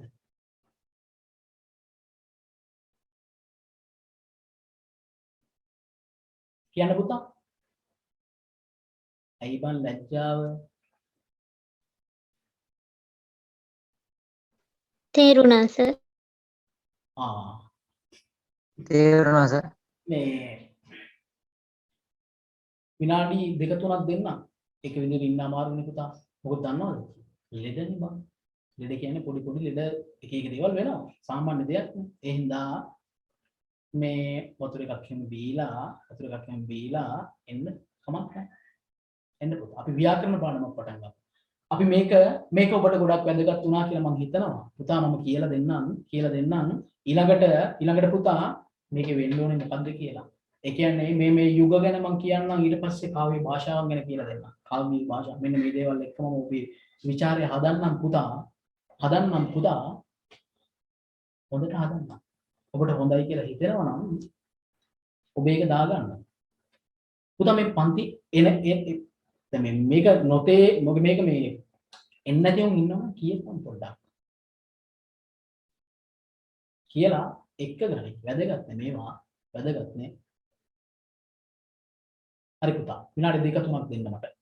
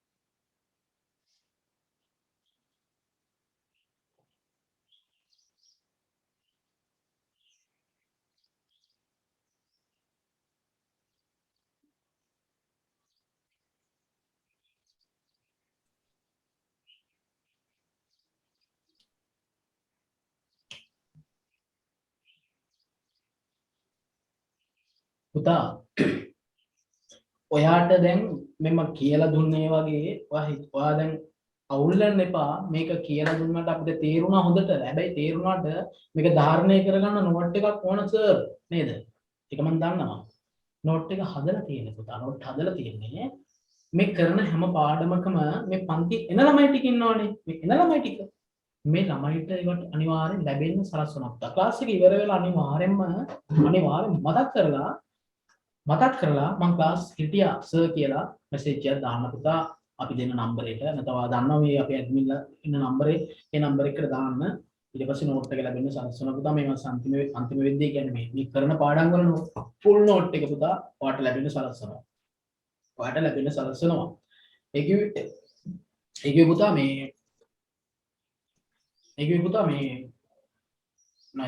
නෝට් ටික අර ගෲප් එකට එහෙම වුණොත් පුතා අවුල්. හැබැයි ඔයාලට තව දෙයක් කියනවා.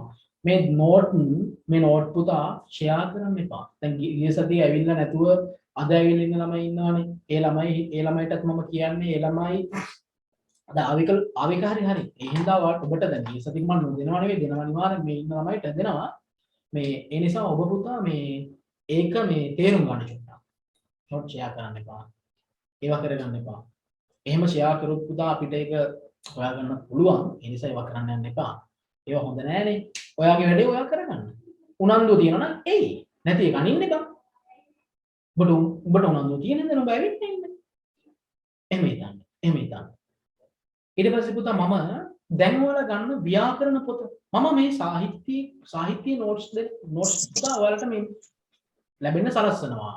හැබැයි මේ ව්‍යාකරණ වල පුතා මේ විචාර නෝට් නෑනේ. පොඩි නෝට්නේ තියෙන්නේ.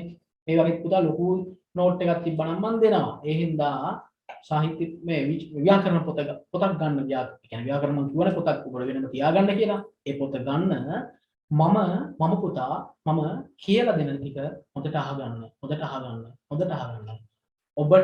ඔබට මේ මගේ හිතන දෙයක්. මෙතෙක් පුතා අහලා නැහැ මේ භාෂාව හා ලේඛනය කියන පාඩමේ ප්‍රශ්න බොහෝ විට අහලා නැහැ මම දන්නවා කියන්නේ. භාෂාව හා ලේඛනය අහලා තියෙන අක්ෂර වින්‍යාසයත් එක්ක එතනින් එහාට තියෙන පාඩම් වල. හැබැයි පුතා මට ටිකක් හිතෙනවා මේ භාෂාව හා ලේඛනය කියන පළවෙනි පාඩමෙන් ඔබලාට මේ සරි ප්‍රශ්න මොනවා හරි හැදෙයි මේ පාඩම ගොඩක් වැදගත්. ඒ දන්නවද පුතා? ඔබට ව්‍යාකරණ පේපර් එකේ ඉරිගහන්න තියෙන ප්‍රශ්න 20න් අනිවාර්යෙන් ප්‍රශ්න 3-4ක් මේකෙන් එනවා. ඊට පස්සේ පුතා අනිවාර්යෙන්ම ඔබට ප්‍රධාන ප්‍රශ්න අවසාන ප්‍රශ්නේ කෙටිසටහන් ලියන්නත් මේ පාඩමේ ප්‍රශ්න එනවා. ඒකයි මම කිව්වේ වරෙන් පාඩම් කියලා. වරෙන් කියලා කිව්වේ ඒක. හරි පුතා. ගන්න ව්‍යාකරණ පොත. ඔබ ලියා ගන්න පුතා භාෂාව හා ලේඛනය කියලා. මම කියන ටික අහන්න ඉස්සෙල්ලා. භාෂාව හා ලේඛනය පුතා. භාෂාව හා ලේඛනය පුතා අපේ භාෂාව සිංහලනේ. හැබැයි මේ සිංහල භාෂාව ඉබේ ආරම්භ වුණාද? ඉබේ පටන් ගත්තද? ඉබේ ආවද අපිට? නෑ පුතා. එහෙම ආපු දෙයක් නෙවෙයි සිංහල භාෂාව. මේක පුතා අපිට මේ භාෂාව අපිට අපේ ජාතියේ ප්‍රභවයත් එක්ක ලැබුණ දෙයක් පුතා. අපේ භාෂාවේ ප්‍රභවයත් එක්ක අපිට ලැබුණ දෙයක් පුතා. ඒ කිව්වේ විජය කුමාරයා පුතා අපේ රටට එනවා ක්‍රිස්තුපුරකී 3 වන සියවස්වල පුතා විජය කුමාරයා එනවා අපේ රටට එනවා. මේ ඇවිල්ලා විජය කුමාරයා ඇතුළු මේ විජය ඇතුළු පිරිස අපේ රටේ පදිංචි වෙනවා. ඒ වෙද්දී අපේ රටේ භාෂාවක් තිබුණාද? ඔව් තිබුණා.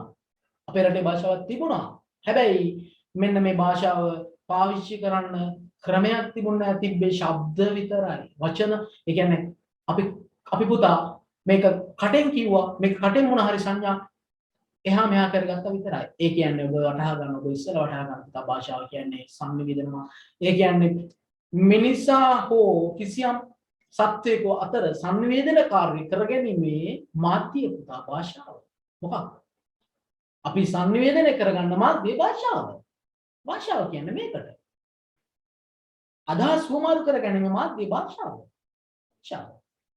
පුතා අපිට හම්බ වෙනවා විජය කුමාරයා මේ ඇතුළු පිරිස ඇවිල්ලා ඊට පස්සේ අපි භාෂාව ගැන පුතා අපිට තියෙන අපේ රටේ අපේ ශ්‍රී ලාංකිකයන්ට තියෙන අපිට තියෙන පුතා හරි පෞරාණික භාෂාව.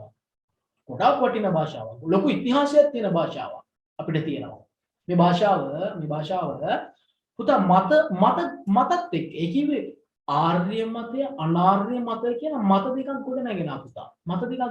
මෙන්න මේ ඔස්සේ තමයි අපි භාෂාව ප්‍රභවය ලබලා පුතා මෙහෙම එක මත ඇති වෙලා පුතා අපිට බෙදෙනවා යුග 4කට අපි මේ සිංහල භාෂා විකාශනයේ යුග 4කට බෙදෙනවා පුතා. සිංහල ප්‍රාකෘත යුගය, ඊට පස්සේ පුරාතන යුගය, ඊට පස්සේ මධ්‍යතන යුගය, ඊට පස්සේ පුතා නූතන යුගය. මොනවා?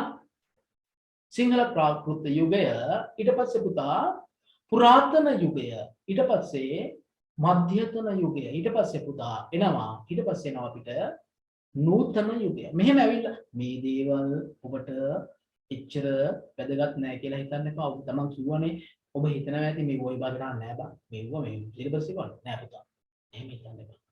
ඔබට ඔය සිලබස් එකට දාන්න එක ආවේ මේවනේ බා. ඒක ඔටෝ සිලබස් එකට ආවා. එහෙම දෙයක් තියෙනවා පුතා. ඒ නිසා ඔබ ඒක මතක තියාගන්න. මම කියනවා පුතා. ඔබට භාෂාව ගැන මම මෙහෙම කියනවා. මම මෙහෙම දෙයක් කියනවා.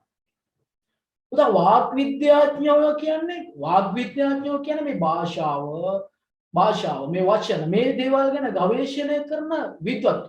මෙයාලා කියනවා භාෂාව කියන්නේ මෙන්න මෙහෙම දෙයක් කියලා. මොකක් පුතා? කොහොම එකක් භාෂාව කියන්නේ? මේක සමාන කරනවා පුතා. භාෂාව සමාන කරනවා වාග් විද්‍යාඥයෝ ගංගකට සමාන කරනවා. ඇයි භාෂාව ගඟකට සමාන කරන්නේ? පුතා ගඟ ගලද්දී වංගු තියෙනවා. ඊට පස්සේ පුතා තැනි තියෙනවා. කඳුත් තියෙනවා. පල්ලමුත් තියෙනවා. සර් කොහොමද කන්ද යන්නේ? පුතා එක එල්ල යන්නේ නැහැනේ මේක මුහුදට යන්නේ නැහැනේ. මේක යන්නේ එක විදිහට පුතා. හැබැයි මෙහෙම යද්දී භාෂාව පුතා මෙහෙම යද්දි මේ ගඟ හැඩකාරකමකුත් තියෙනවානේ ලස්සනකුත් තියෙනවානේ මෙහෙම යද්දි ලස්සනයි නේ හැඩයි පුතා මේක කෙලින්ම මොහොතේ කියනවා ලස්සනයිද ලස්සන නැහැ එහෙම වුණොත් පුතා මේකේ චමත්කාරයක් නැහැ මම කියන්නේ ගඟ ගැන චමත්කාරයක් ඊට පස්සේ පුතා මේකට එකතු වෙනවා චූටි අතු ගංගා අර මේ ඇතුලෙන් අර මේ පුතා ඉබෙනවා ඇවිල්ලා මේක තව ගැඹුරු කරනවා තව වතුර වැඩි කරනවා ගඟේ වතුර වැඩි කරනවා පුතා ඊට පස්සේ මේ ගඟේ හැඩය තව වෙනස් කරනවා මේ වංගුව තිබ්බොත් ඒ වංගුව තව විශාල වෙනවා ඒ වතුර වැඩි වෙනවානේ බං අතු ගංගා එකතු වෙනවා පුතා හැබැයි මේක යන්නේ මොහොතට ඊට පස්සේ පුතා තව තියෙනවා ගඟේ තව මොනවද මඩ තියෙනවා පුතා වැලි තියෙනවා මණිකුත් තියෙනවා රත්තරනුත් තියෙනවා මේ වගේ වටිනා දේවලුත් තියෙනවා පුතා නොවටිනා දේවලුත් තියෙනවා පුතා ඔය මං කියපු ටික දාපන් ගඟට භාෂාව කියලා දාපන් පුතා ගඟට භාෂාව කියලා භාෂාව මෙන්න මේ වගේ භාෂාව පුතා භාෂාව කොහොම පහළ වුණත් මේ ගඟ මොකක් වුණත් පුතා භාෂාව මොකක් වුණත් මේක එක විදිහකට තියන්නේ වෙනස් වෙනවා එක විදිහට වෙනස් වෙනවා හැඩකාරත් වෙනවා ඒ වගේම කැතත් වෙනවා පුතා ලොකු බල් තියෙනවා සමහර තැන්වල හරි කැතයි ගඟ එහෙම අපි භාෂාවත් සමහර දේවල් අපි භාෂාව පුතා මේ හැඩය නැති කරනවා ඒ වගේම සමහර දේවල් ලස්සන කරනවා පුතා එක භාෂාවෙන් ලස්සන කරනවා සමහර අතුගම් ගයිඩ් ලස්සන කරනවා හැඩ කරනවා ඒ වගේම සමහර වචන තියෙනවා පුතා මැණික් වගේ මුතු රත්තරන් වගේ මේ ගමේ මේ භාෂාවේ හැබැයි තව තියෙනවා පුතා බොරළු මඩ රළු මේ වගේ වචනක් තියෙනවා අපේ භාෂාවේ මේ වගේ දේවල් තියෙනවා භාෂාවේ ඊට පස්සේ පුතා තව තියෙනවා පුතා මේ භාෂාවේ මේ ගඟේ තව තියෙනවා පුතා ගඟ දෙපසෙන් තව දේවල් තියෙනවා ගඟ දෙපසෙන් ගස් කොළන් විල් යායවල එක දේවල් තියෙනවා පුතා භාෂාවෙත් තියෙනවා එකතු වෙන්න ඕන තව එකතු වෙන්න තියෙන දේවල් තව තියෙනවා පුතා මං හිතන විදිහට භාෂාව මොකක්ද කියලා තේරෙන්න ඇති නේ භාෂාව කියන්නේ මෙන්න මේකට පුතා භාෂාව ගැන ඔබට මං අලුතෙන් හැඳින්වීමක් දෙන්න ඕනද පුතා භාෂාවේ ලක්ෂණ මේවා කියලා තේරෙනව නේද පුතා හරි පුතා ඊට පස්සේ මෙන්න මේ භාෂාව මේ මම කතා කරේ භාෂාව ගැන ඊට පස්සේ මම කියනවා මේකේ තියෙනවා පුතා ලේඛන භාෂාව කතන භාෂාව ලිඛිත භාෂාව පුතා ලිඛිත භාෂාව එහෙම නැත්නම් අපි කියනවා කතන භාෂාවට භාෂණය ලේඛනය හා භාෂණය ලිඛිත භාෂා හා කතික භාෂා කතන භාෂා මේ දෙක පුතා මේ දෙක ඔබ මතක තියාගන්න ඕනේ පළවෙනි දේ තමයි පුතා ලේඛනයේ මාධ්‍ය මේකට අපි කියනවා රූප මාධ්‍ය මේක සංකේත කරලා ලේඛනයේ සංකේත කරලා දක්වන්නේ කොහොම පුතා මොනවාගෙන් මේක ඒකකය මොකක් කුඩාම අක්ෂර අකුරු පුතා අකුරු ලේඛනයේ රූප මාධ්‍ය අක්ෂර එතකොට කතන වශයෙන් භාෂාවේ මොනවාද පුතා භාෂාවේ ඒ කියන්නේ කතන වශයෙන් භාෂණයේ කතික වශයෙන් මොකද්ද පුතා රූප මාධ්‍ය ශබ්ද මතක තියාගන්න පුතා ලේඛනයේ අක්ෂර අරකේ ශබ්ද මොකක් පුතා අක්ෂර ශබ්ද පුතා අක්ෂර එකතු වෙලා හැදෙනවා වචන එකතු වෙලා හැදෙනවා පුතා වාක්‍ය එකතු වෙලා හැදෙනවා ඡේද එකතු වෙලා මොනවද එක පුතා ලියන්න පුළුවන් පිටු ගණන් ලියන ලේඛන හම්බ වෙනවා එහෙම දෙයක් ලේඛනයි පුතා ශබ්ද එකතු වෙලා හැදෙනවා පද කතනේ ශබ්ද එකතු වෙලා හැදෙනවා පද එකතු වෙලා හැදෙනවා එක වාක්‍යවල හැබැයි පුතා මේක ලේඛනයේ වෙනස් අරකේ වෙනස් සමහර දේවල් සමාන දේවලුත් තියෙනවා අපි බලමු ලේඛනය හා භාෂණය අතර තියෙන වෙනස්කම් මොනවද කියලා වෙනස්කම් මොනවද කියලා.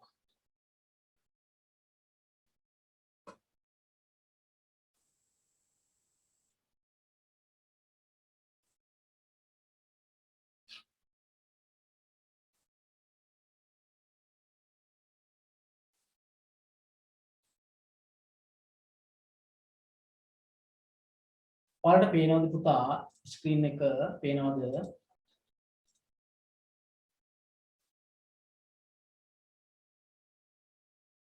පේනවද පුතා හැමෝටම?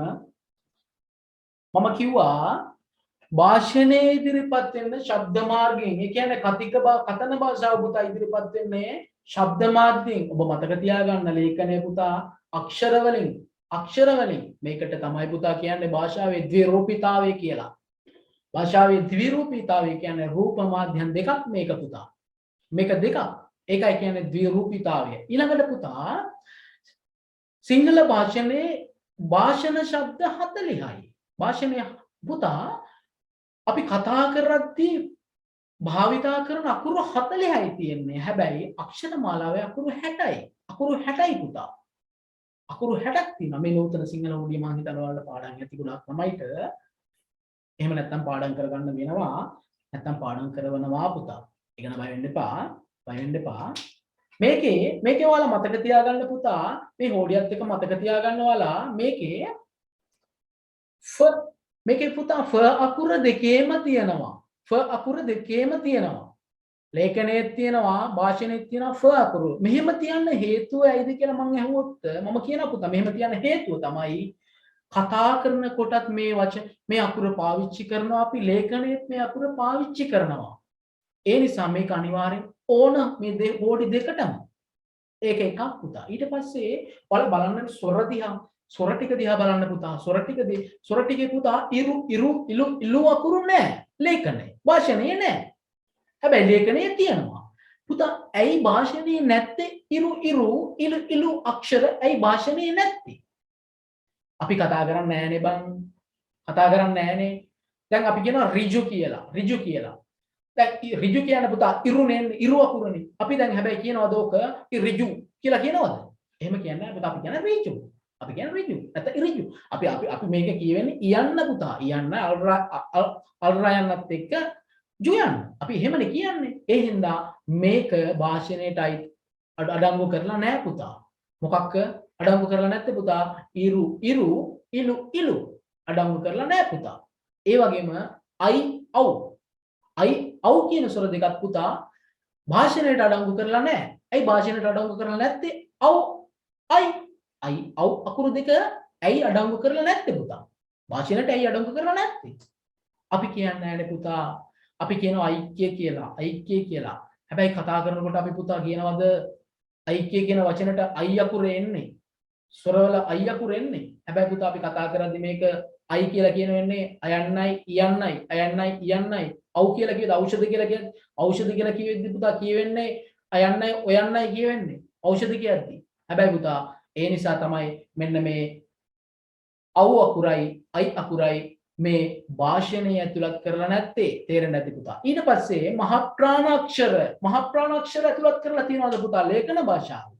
කතික භාෂාවේ නෑ පුතා. මම කියනවා khනිජ. මේක ලේඛනේ නම් khනිජ ක මහ ප්‍රාණ ක වෙනවා පුතා. මහ ප්‍රාණ ක වෙනවා. මගේ නම පුතා සුමේද. දැන් මම කියන මගේ මහ ප්‍රාණ ද එන්නේ. හැබැයි මම කියනවා සුමේද කියලා කියනවාද කවුරුත් මට නෑ සුමේද කියලා කියන්නේ. ඒ නිසා පුතා අපි කතන භාෂාවේ මහ ප්‍රාණ අක්ෂර භාවිතා කරන්නේ නැහැ. ඒ කියන්නේ කතන භාෂාවේ පුතා මහ ප්‍රාණ අක්ෂර වලින් අපි කතා කරන්නේ නැහැ. එහෙම කියනවාද මම? අපිට කියන්න පුළුවන් මේ ඝන කියලා ඝන වස්තු කියලා කියන්න පුළුවන්. එහෙම අපි කියන්නේ ඝන වස්තු කියලා පුතා. තේරුණාද? වෙන වස්තුව නෙවෙයි. ඊට පස්සේ නල ભેදේ. මේකෙත් පුතා මේකෙත් නයන්නයි ලයන්නයි දෙකක් අයින් වෙනවා. ඒ අයින් කරලා තියෙන්නේ. පුතා අපි මුරුදු ජල වෙන් කරලා කියනවද? පුතා? අපි වෙන් කරලා කියනවද පුතා? මලමිනිය. එතකොට මේ මම මලමිනිය කියලා කිව්ව මුරුදු ජල යන්න දාලා කියලා කියනවද අපි? නෑ මුරුදු ජල යන්න දාලා කියලා කියන්නේ නෑ පුතා. නයන්නත් එහෙමයි පුතා. ණය කියනවා.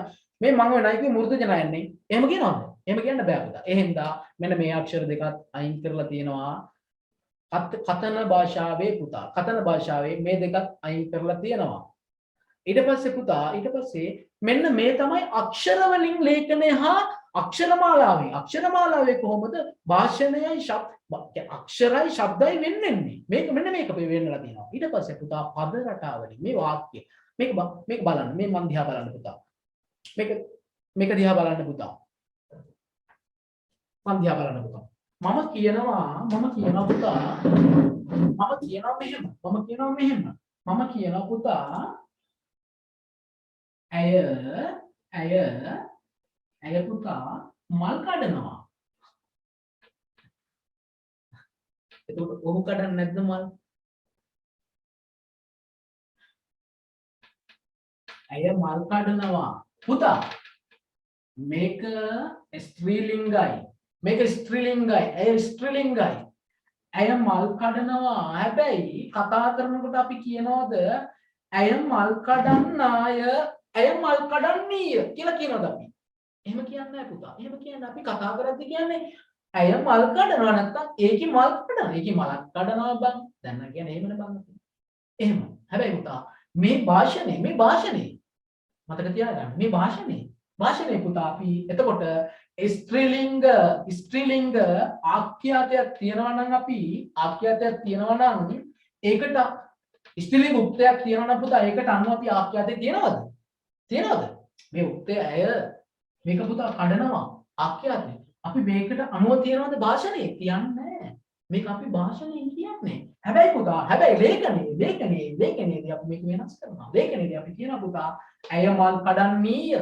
එහෙම නැත්නම් ඇය මල් කඩන්නාය. මෙහෙම කියනවා පුතා. ඇයි ස්ත්‍රීලිංග කර්තෘට අනුව පුතා ස්ත්‍රීලිංග කර්තෘට අනුව අපි තියන්න වෙනවා ආඛ්‍යාත ලේඛනයේදී. නිවැරදි වාක්‍ය රීතිය තියන්න ඕනේ එතන. තේරුණාද පුතා? ඊට පස්සේ පුතා දැන් අපි මේ ඇයනේ පුතා ඊට පස්සේ මේක අපි බහුවචන කරනවා. අපි දානවා මෙතෙන්ද පුතා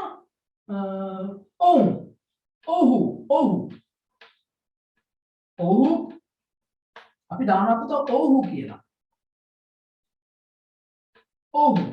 එහෙම නැත්නම් අපි දානවා වෙන මොකක් හරි ළමයි. අපි දානවා ළමයි කියලා පුතා. මෙහෙම දානවා අපි ළමයි.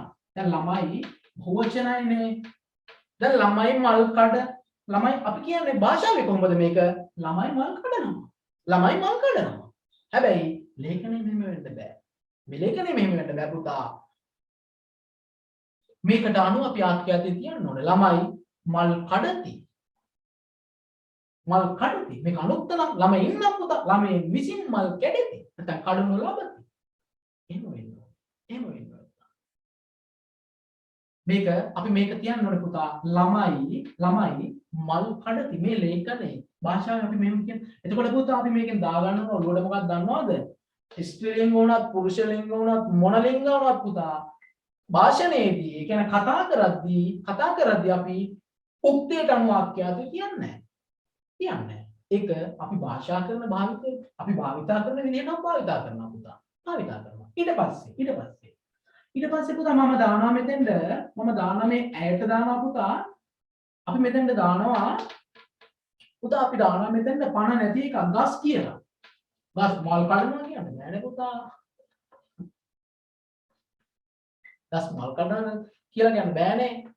පුතා ගස් සුළඟට වැනෙයි. මේක සුළඟට වැනෙයි.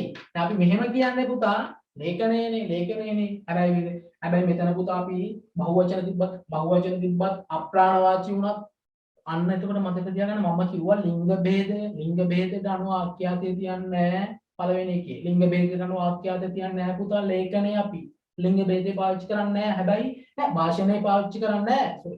හැබැයි අපි ලේඛනයේ භාවිතා කරනවා. හැබැයි මෙතන අප්‍රාණවාචී අප්‍රාණවාචී වුණත් පුතා අපි මෙහෙම පාවිච්චි කරන්නේ නැහැ. ප්‍රාණවාචී අප්‍රාණ වුණත් පුතා අපි භාෂණයේදී ඒ කියන්නේ අපි භාෂණේ කතා කරද්දී පුතා මේ උක්තාක්‍යද බලනවද? එහෙම නැහැ. අපි සරලව කියනවා පුතා ගස් උලකට වැනෙන නම් අපි ඔහොම කියන්නේ නැහැ. අපි කියනවා පුතා ගස් උලකට වැනෙනවා. ගස කියමුකෝ පුතා. රඹුටන් ගස උලකට වැනෙනවා. අපි කියන්නේ. හැබැයි මේකේ ලේඛනයේ පුතා ගස් තිබ්බත් එකයි රඹුටන් ගස තිබ්බත් එකයි පුතා. සුළඟට වැනේ තමයි.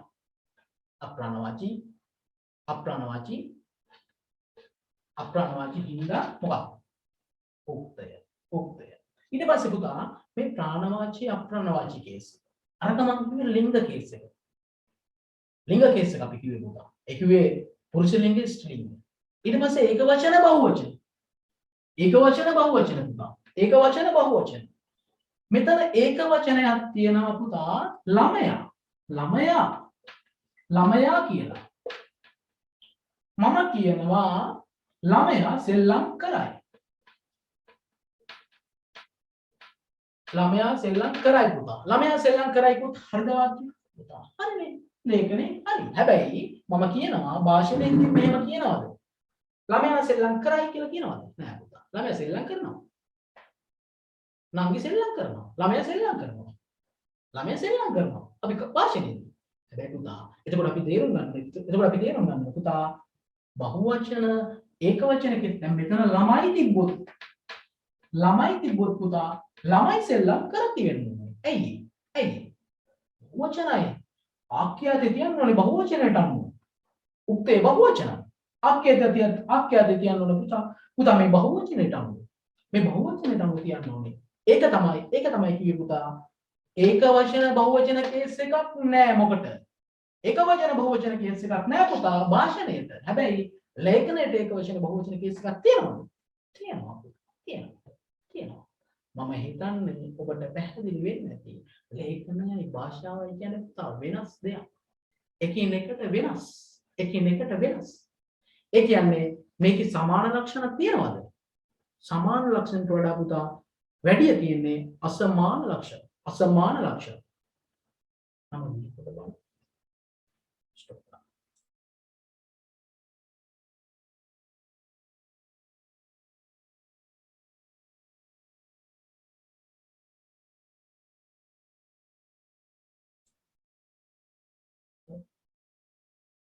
ලක්ෂණ පුතා. මෙහෙම අපි වෙනස්කට තේරෙනවද ඔයාලට? අපි මෙහෙම වෙනස්කට භාජනය කරගන්නවා මේ වචන. සමහර වචන ගොඩක් වචන අපි මෙහෙම වෙනස්කට භාජනය කරගන්නවා. ලේඛනයේයි භාෂණයේදී අපි වෙනස්කට භාජනය කරගන්නවා පුතා වචන. එතකොට ඔළුවට දාගන්න ලේඛනයයි භාෂණයයි වෙනස් වෙනවා පුතා. වෙනස් වෙනවා. අපි මුලින්ම කිව්වා මොනවාගේ වෙනස් වෙන්නේ? අපි මොනවාගේ මුලින්ම වෙනස් වෙන්නේ පුතා? අක්ෂර වලින් වෙනස් වෙනවා. අපි ඉගෙන කතා කරන්නේ මේ වගේ අක්ෂර තියෙනවා, මේ වගේ අක්ෂර මේකට ගන්නෑ, මේ අක්ෂර මේකට ගන්නෑ, මේකට ගන්නෑ. එහෙම කියලා. නෝට් එක දුන්නම හොඳටම පැහැදිලි වෙයි පුතා. ඊට පස්සේ අපි කිව්වා වාක්‍ය රටාවලින් ස්ත්‍රීලිංග මේ පුරුෂ ලිංග අනුව ඊට පස්සේ පුතා මේ ප්‍රාණවාචී අප්‍රාණවාචී ඊට පස්සේ ඒක වචන බහුවචන අනුව මෙහෙම වෙනස් වෙනවා කියලා. ඊට පස්සේ අපි කිව්වා වචන වලින් වෙනස් වෙනවා. වචන වලින් මුත් වෙනස් වෙනවා කියලා. අපි කියනවා පුතා මම බුදුන් වැන්දා කියලා. හැබැයි පුතා මම බුදුන් වැන්දා කියලා. හැබැයි පුතා අපි මේක ලියද්දි මෙහෙම ලියන්නේ නැහැ. මම බුදුරජාණන් වහන්සේ වැනි මේ වගේ පුතා ලේඛන භාෂාවට අපි උචිත වචන යොදා ගන්නවා. උචිත මේක වෙනස වටහා ගන්න.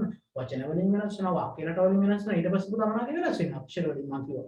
ඔබට පැහැදිලි වෙන්නේ නැති පුතා. ලේඛනයයි භාෂණයයි කියන්නේ දෙකක්. ලිඛිත භාෂාවයි කතන භාෂාවයි කියන්නේ දෙකක් කියලා පැහැදිලි වෙන්නේ ඇති පුතා කියලා මම හිතනවා.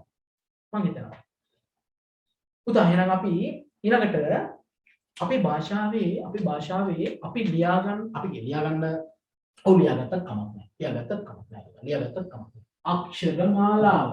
අක්ෂරමාලාව පුතා මම අර කියපු දේවල් ඔබට අර වගුව මොලේ තියෙන එකෙක් නම් ලියා ගන්න නැති. සමහරකෙක් බලන් ඉන්නේ. කමක් නැහැ මම දෙනවා ඔයාලට. කොහොමද ඒක දෙන්නම්? ඒක ඇති පුතා. භාෂාව මොකක්ද කියලා මම කිව්වා. ඒ නෝට් එකක් ඕනේ නැහැ නේ බං. භාෂාව කියන්නේ මෙහෙම. අවුවට වඩා මොකක් බං? ගඟ මතක් කරගනින්. ගඟ යනවා මෙහෙම යනවා පුතා අලුත් එකක් දෙනවා. යට දින රත්තරන් දින මැණික් දින බොරුත් දින කැදේවත් දින ලස්සනක් දින. ආන්නේ මතක තියාගත්තම හරි පුතා. ගඟ දාලා භාෂාව. ගඟත් එක්ක භාෂාව. එතකොට වෙනස පේනවා. එතකොට වෙනස වැටෙනවා පුතා. තේරුණා? ඊට පස්සේ එතකොට වෙනස පේනවා. ඊට පස්සේ ලේඛනය.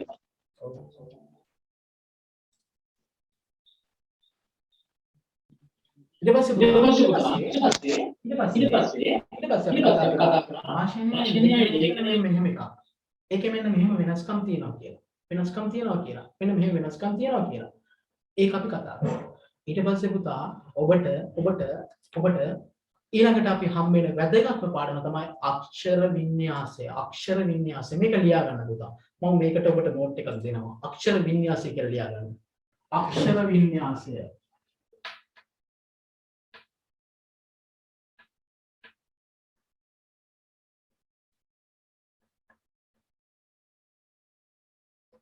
පුතා හරියට මේවා පේන්නේ නැහැ. අක්ෂර වින්‍යාසය ලියන්න දන්නවනේ. අක්ෂර වින්‍යාසය කියලා ලියා ගන්න. අක්ෂර වින්‍යාසය.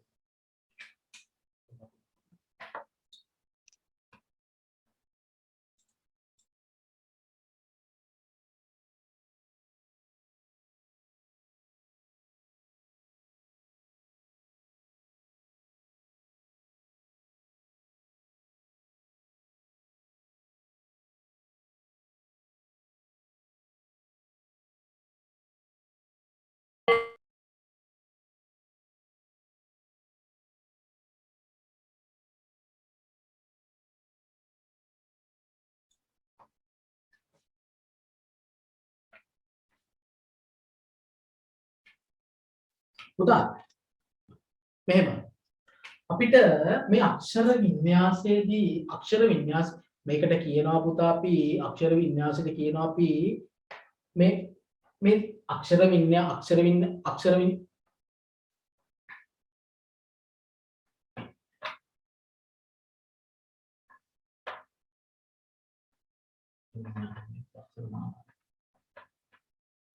sorry පුතා අක්ෂර මාලා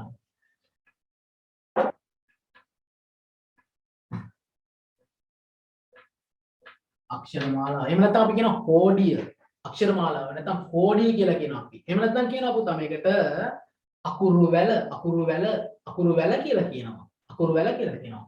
මේකෙදී පුතා අපි ඉස්සලාම ඉගෙන ගන්න ඕන අපිට ඉස්සලාම හම්බ වෙන හෝඩිය තමයි පුතා සිදත් සංගරා හෝඩිය. මම කියන්න පුතා මම කියන්න මෙහෙම. ඔයාලා ඉස්සර නෝට් එක ලියා ගන්න. මම කියන්න ඔබ ලියා ගන්න. ඊට පස්සේ මම පැහැදිලි කරන්න. එතකොට හොඳයි. ඔබ ලියද්දි ඔළුවට ඇවිල්ලා ඊට පස්සේ මම කියද්දි ආපහු ඔළුවට එනවා. ලියා ගන්න පුතා. ටිකක් වේගෙන් ලියා ගමු. හැබැයි පුතා ලියා ගන්න බැරුණා කියලා මොකුත් හිතන්න එපා. ලියා ගන්න බැරුණා සර් කියලා අහන්න එපා. ඒක දන්නවද? මම මේ නෝට් එක දෙනවා. එහෙනම් ඔබ ලියා ගන්න මෙහෙම.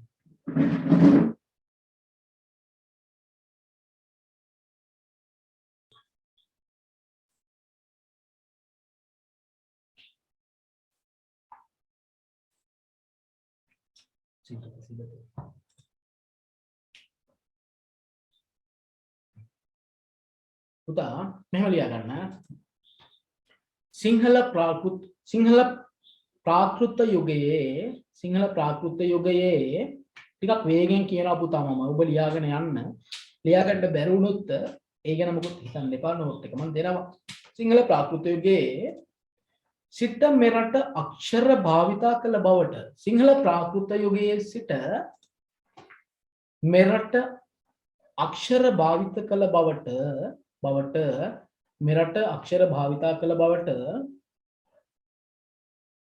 බොහෝ පුරාවිද්‍යාත්මක සාධක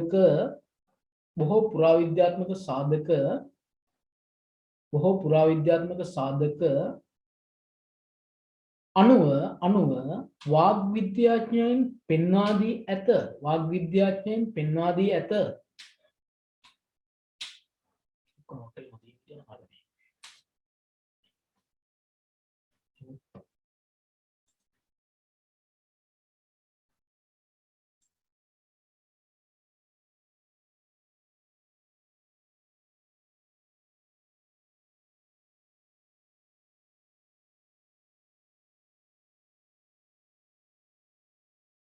පුතා මේ අහන්නකෝ.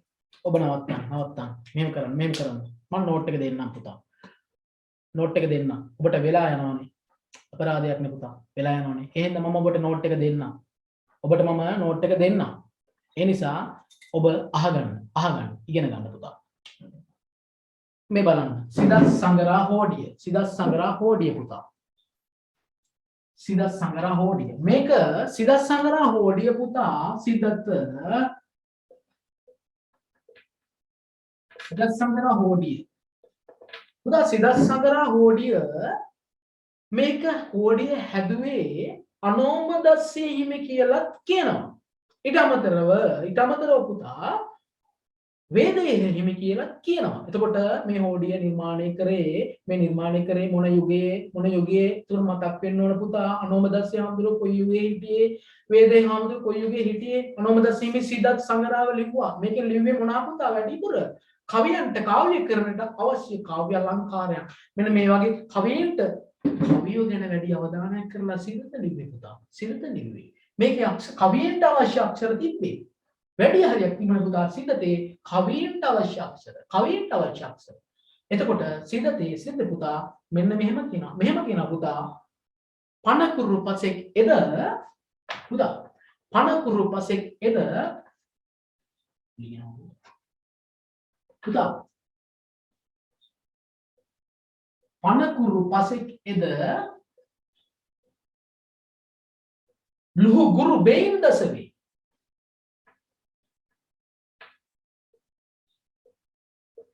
දසවේ. ලුහුගුරු බෙයින් දසවේ. ගත කුරුවේ විස්සෙක් වහරට යුහෝසිය බසයි. පුතා මෙයන් පනකුරු පසෙක් එද ප්‍රාණාක්ෂර පන තියෙන අක්ෂර පහක් තිබ්බලු. ඒක පුතා ලුහුගුරු බෙයින් දසවේ. ලුහු කියන්නේ පුතා ඇදෙන්නේ නැහැ. කෙටි අක්ෂර. ගුරු කියන්නේ පුතා ඇදෙනවා. එතකොට ලුහු අක්ෂරය අපි මෙහෙම සංකේතයක් දානවා. ගුරු අක්ෂරයට මෙහෙම සංකේතයක් දානවා පුතා.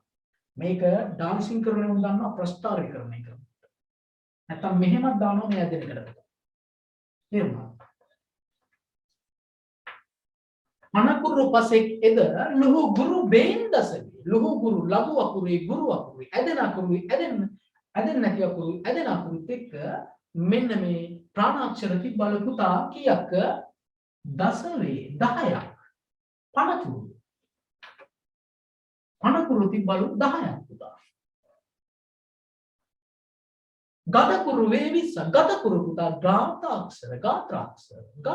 මේ කියන්නේ පුතා ගාත්‍රාක්ෂර කියන්නේ ශරීරය. ශරීරයට තමයි ගාත්‍රය කියලා කියන්නේ පුතා. තේරුණාද? ගතකුරු තිබ්බලු 20ක්. ඒක ව්‍යංජන 20ක් තිබ්බලු. වහරට යහෝසිය බස. මෙන්න මෙහෙම තමයි වහරන්න ඕනේ සිංහල භාෂාව කියලා කිව්වා සිදත් කතුවරයා. ඒකේ පුතා ප්‍රාණාක්ෂර තිබ්බලු 10ක්. ගාත්‍රාක්ෂර 20ක්. එතකොට ඔක්කොම අකුරු 30යි පුතා. මේක තමයි සිදත් සංගරා හෝඩිය. මේක තමයි පුතා සිදත් සංගරා හෝඩිය. ඔබ බලන්න සිදත් සංගරා හෝඩිය පුතා තියනවද කියලා. මෙහෙම. අයන්නයි ඉයන්නයි උයන්නයි එයන්නයි ඔය අ ඊ ඔ ඒ ඕ පුතා මේ අකුරු පහ ලුහු. ඊට පස්සේ ඔබට පැහැදිලිව තේරෙනවා ඇති මම කියපු කාරණේ පුතා. පැහැදිලිව තේරෙනවා ඇති. දැන් මම අහනවා ඇයි මේ සිදතේ මේ වගේ අකුරු ටිකක් කොයි මම අනිත් අකුරු. දැන් මෙහෙම එකකුත් තියෙනවා පුතා. සිදත ලියපු කාලේ දඹදිව යුගයේනේ පුතා. දඹදිව යුගයට කලින් මීට වඩා අකුරු ගොඩක් තිබිලා තියෙනවා. ඇයි මේක 30ක් නෙවෙයි පුතා. මේක කාව්‍යීකරණය ලියන්නේ කවියෙන්ට අරමුණු කරගෙන ලියන්නේ සිදත. අන්න ඒකයි මෙහෙම ලියුවේ. කවිය වැඩිපුර පාවිච්චි කරන්නේ මෙන්න මේ අකුරු කියලා හිතලා තමයි සිදත ලියුවේ. ඒකයි ඒක හිම වෙන්න හේතුව පුතා. ඊට පස්සේ සිදතෙන් පස්සේ පුතා සිදත් සංගරා හෝඩියෙන් පස්සේ අපි යනවා අමිශ්‍ර සිංහල හෝඩිය. මේකට කියනවා අපි පුතා අමිශ්‍ර සිංහල හෝඩිය. එහෙම නැත්නම් සුද්ධ සිංහල හෝඩිය. ඒ කියන්නේ පුතා අමිශ්‍රයි සුද්ධයි. ඒ කියන්නේ පුතා අපිටම ආවේනිකයි. මේකේ අය පාලි සංස්කෘත ඒ වගේම වෙනත් භාෂාවන්ගේ සංකලනයක් නැහැ. මේකට අනුබද්ධ වෙලා නැහැ. ඒ කියන්නේ අපේ මකුරු ටිකක් තියෙනවා. අපේ මකුරු ටිකක්. එතකොට සිදතෙන් මේක වෙනස් වෙන්නේ කොහොම පුතා? සිදතෙන් මේක වෙනස් වෙන්නේ කොහොම පුතා? මෙන්න මේ අමිශ්‍ර නැත්නම් සුද්ධ සිංහල හෝඩියට පුතා එකතු වෙනවා මොකක්? මෙන්න මේ අකුරු දෙක. මෙන්න මේ ස්වර දෙක ඇයන්න මේ අකුරු දෙක එකතු වෙනවා පුතා මේ අකුරු දෙක එකතු වෙනවා සුද්ධ සිංහල හෝඩියට මේක තමයි වෙනස අමිශ්‍ර සිංහල හෝඩිය එහෙම නැත්නම් සුද්ධ සිංහල හෝඩියේ වෙනස වෙන්නේ මේක සිද්ධතේ නැති ඈන්න එකතු වෙනවා මේ හෝඩියට පුතා ඊට පස්සේ හැබැයි අර සිද්ධතේ වගේම මේකෙත් පුතා අර මහා ප්‍රාණ අක්ෂර එහෙම නැහැ සංඥක අක්ෂර එහෙම නැහැ තේරුණාද ඊට පස්සේ පුතා සුද්ධ සිංහල හෝඩියෙන් පස්සේ හම් වෙන හෝඩිය තමයි පුතා මිශ්‍ර සිංහල හෝඩිය මේක අමිශ්‍රයිනේ අර අමිශ්‍රයිනේ පුතා මේක මිශ්‍රයි පුතා මේක මිශ්‍රයි මේකේ අකුරු තියෙනවා පුතා කීයක් 54ක් තියෙනවා පුතා ස්වර 18යි ස්වර 18ක් තියෙනවා ව්‍යංජන තියෙනවා පුතා මේකේ කීයක් හදපල්ල වුණා 54 18ක් වුණා කීයද 54 18ක් වුණා කීයද 36 8 පුතා 14 4 ඉදිරි එක 1 3යි 4 1යි 5යි හරි 54යි පුතා මිශ්‍ර සිංහල හෝඩියේ ස්වර 18යි ව්‍යංජන 36යි මේකට එතකොට පුතා අර අපි කලින් කතා කරපු අමිශ්‍ර නැත්නම් සුද්ධ සිංහල හෝඩියේ නැති අකුරු එකතු වෙනවා කීපයක් එකතු වෙනවා ඒ අකුරු මොනවා පුතා ඒ නැති අකුරු මොනවා එකතු වෙන්නේ පුතා මහා ප්‍රාණ අක්ෂර එකතු වෙනවා පුතා මහා ප්‍රාණ අක්ෂර දෙක එකතු වෙනවා ඊට පස්සේ ස්වර විදියට එකතු වෙනවා පුතා ඉරු මේ අක්ෂර එකතු වෙනවා පුතා ඊට පස්සේ එකතු වෙනවා මේකට පුතා විසර්ග එකතු වෙනවා පුතා මේක මේ කියලා දෙන්න ඕන එකක් නෙවෙයි පුතා උඹලට අර හෝඩිය පුළුවන්නේ සිත අර හෝඩිය දිහා දැක්කමයි මේක දැක්කමයි පුතා වෙනස පේනවනේ මෙව්ව නැහැ මෙව්ව තියෙනවා කියලා තේරෙනවද එහෙම කරගන්න පාසුවෙන් මතක තියාගන්න එහෙම පුතා එහෙම මතක තියාගන්න අපිට ඉගෙන ගන්න තියෙන පුතා මේ හෝඩියවත් සිදත් හෝඩියවත් මේ දේවල් ගැනවත් නෙවෙයි බහුල ඔබේ විෂය නිර්දේශයට අනුව ඉගෙන ගන්න තියෙන පුතා නූතන සිංහල හෝඩිය ගැන තමයි ඔබට ඉගෙන ගන්න තියෙන්නේ මේ හෝඩියට අනුව තමයි පුතා ඔබගේ විෂය නිර්දේශයට අනුව ඔබගේ විභාගයෙන් එහෙම ප්‍රශ්න හදන්නේ ගුරුවත් පොතේ තියෙන එහෙම පුතා නූතන සිංහල හෝඩිය ආශ්‍රයෙන් තමයි ඔබට තියෙන හැම දෙයක්ම හදලා තියෙන්නේ පුතා නූතන සිංහල හෝඩියට අනුව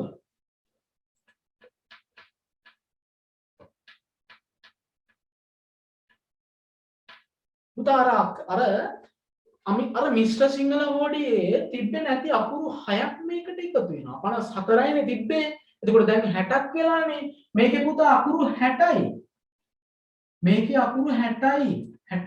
අකුරු 60යි පුතා නූතන සිංහල හෝඩියේ අකුරු 60යි අක්ෂර 60යි මේ අක්ෂර 60න් ස්වර 18යි පුතා ස්වර 18යි ව්‍යංජන පුතා 42යි එතකොට අලුතෙන් එකතු වෙලා තියෙන පුතා ව්‍යංජන 6ක් ව්‍යංජන අක්ෂර 6ක් එකතු වෙලා එතකොට ඒ අක්ෂර 6 මොනවා පුතා සංඥක අක්ෂර තිබ්බේ නැහනේ අරකේ සංඥක අක්ෂර තිබ්බේ නැහනේ ග ජ ද බ මේ අක්ෂර තිබ්බේ නැහනේ මෙන්න මේ ටික එකතු වෙලා මෙතන පුතා 5ක් එකතු වෙලා ඊට පස්සේ තව අකුරක් එනවා ෆ අක්ෂරය මේකත් එක්ක පුතා මෙතන එකතු වෙනවා අකුරු 6ක් මේ ව්‍යංජනයකට අකුරු 6ක් එකතු වෙනවා පුතා අකුරු 6ක් එකතු වෙනවා එතකොට අකුරු 60යි නූතන සිංහල හෝඩියේ නැත්නම් නූතන සිංහල වර්ණමාලාවේ පුතා අක්ෂර 60යි මෙන්න මේකේ තියෙන ස්වර හා ව්‍යංජන ආශ්‍රයෙන් ඔබට ඉගෙන ගන්න දේවල් ටිකක් තියෙනවා පුතා මෙන්න මේ දේවල් ටික තමයි ඔබ හැදෑරිය යුත්තේ බහුලව පුතා. ස්වර ගැනයි ව්‍යංජන ගැනයි. ස්වර ගැනයි ව්‍යංජන ගැනයි පුතා.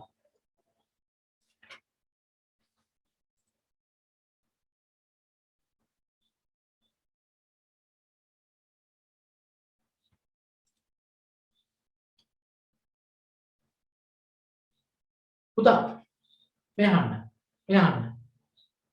මේ නූතන සිංහල අක්ෂරමාලාවේ අපි ප්‍රධාන කොටසක් විදිහට ගන්නවා ස්වර පුතා. මොනවාද? ස්වර. ඔබ ලියා ගන්න ඔබේ පොතේ පුතා ස්වර කියලා ලියා ගන්න. ස්වර කියලා ලියා ගන්න පුතා. ස්වර කියලා ලියා ගන්න පුතා.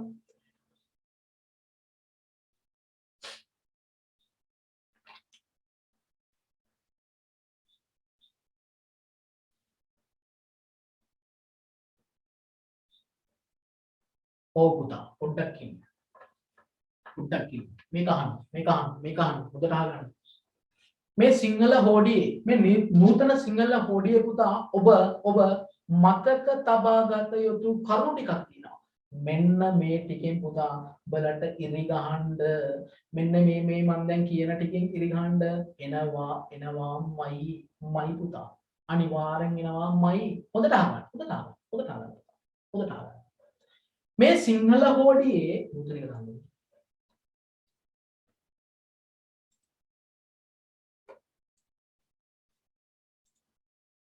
මෙන්න මේ නූතන සිංහල හෝඩිය ඔයාලට පේනව නේද පුතා? ස්ක්‍රීන් එකේ පේනව නේද? නූතන සිංහල හෝඩිය.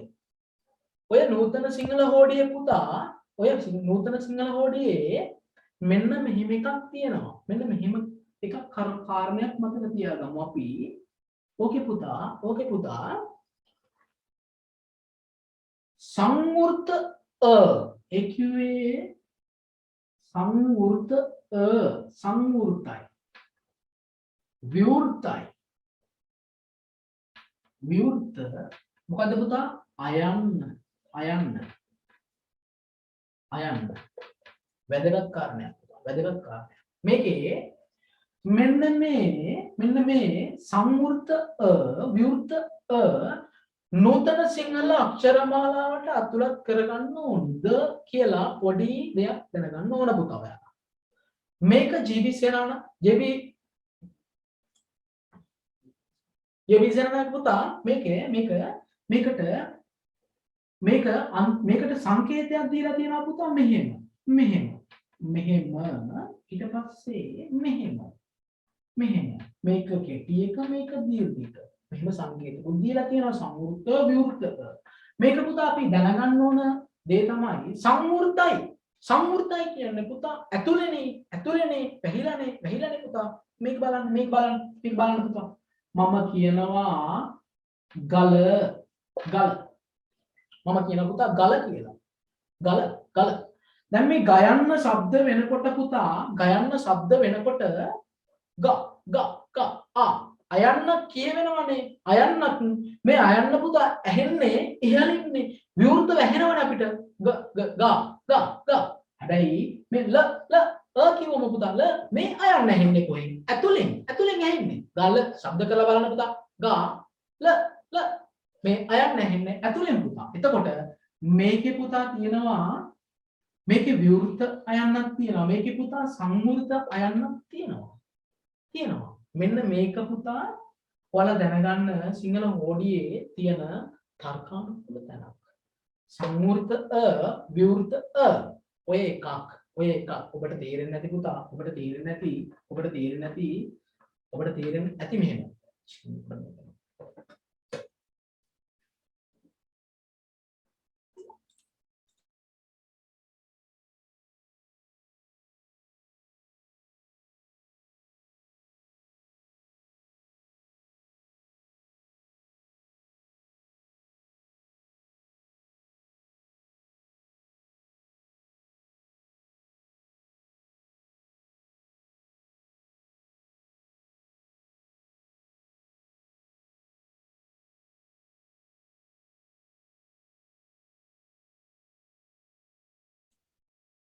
පුතා සංවෘත අයන්නයි විවෘත අයන්නයි ඔබට තේරෙන්නේ නැති පුතා. ඒ කිව්වේ ඇතුලෙන් කියවනවා අයන්න අපේ හැම වචනයකම වගේ කියවෙනවා පුතා. මේ බලන්න පුතා. ब टी ब මේ රකුඩ මේ ब ब පුතා මේක ඇතුලෙන් කියන අයන්න මේකට කියන අපි සංවෘත පුතා ब ब කිව්වත් එහෙමයි පුතා ඇතුලෙන් කියන අයන්න මේ අයන්නට අපි කියනවා සංවෘතයි ඇතුලේ පුතා. ඊට පස්සේ අපි කියනවා පුතා මෙහෙම කියනවා මම කිව්වම පුතා මම කිව්ව මේකේ අයන්න විවෘතයි මේ අයන්න විවෘතයි. හැබැයි මම දෙවෙනිම අයන්න පුතා සංවෘතයි ඇතුලෙන්. තේරෙනව නේද? ඇතුලෙන්. මේකට තමයි පුතා සංවෘත විවෘත කියලා කියන්නේ. මේක නෝට් එකේ පැහැදිලි කරලා කියනවා පුතා මම. ඊට පස්සේ ඔයා දැනගන්න පුතා මෙන්න මේ අක්ෂර දෙක.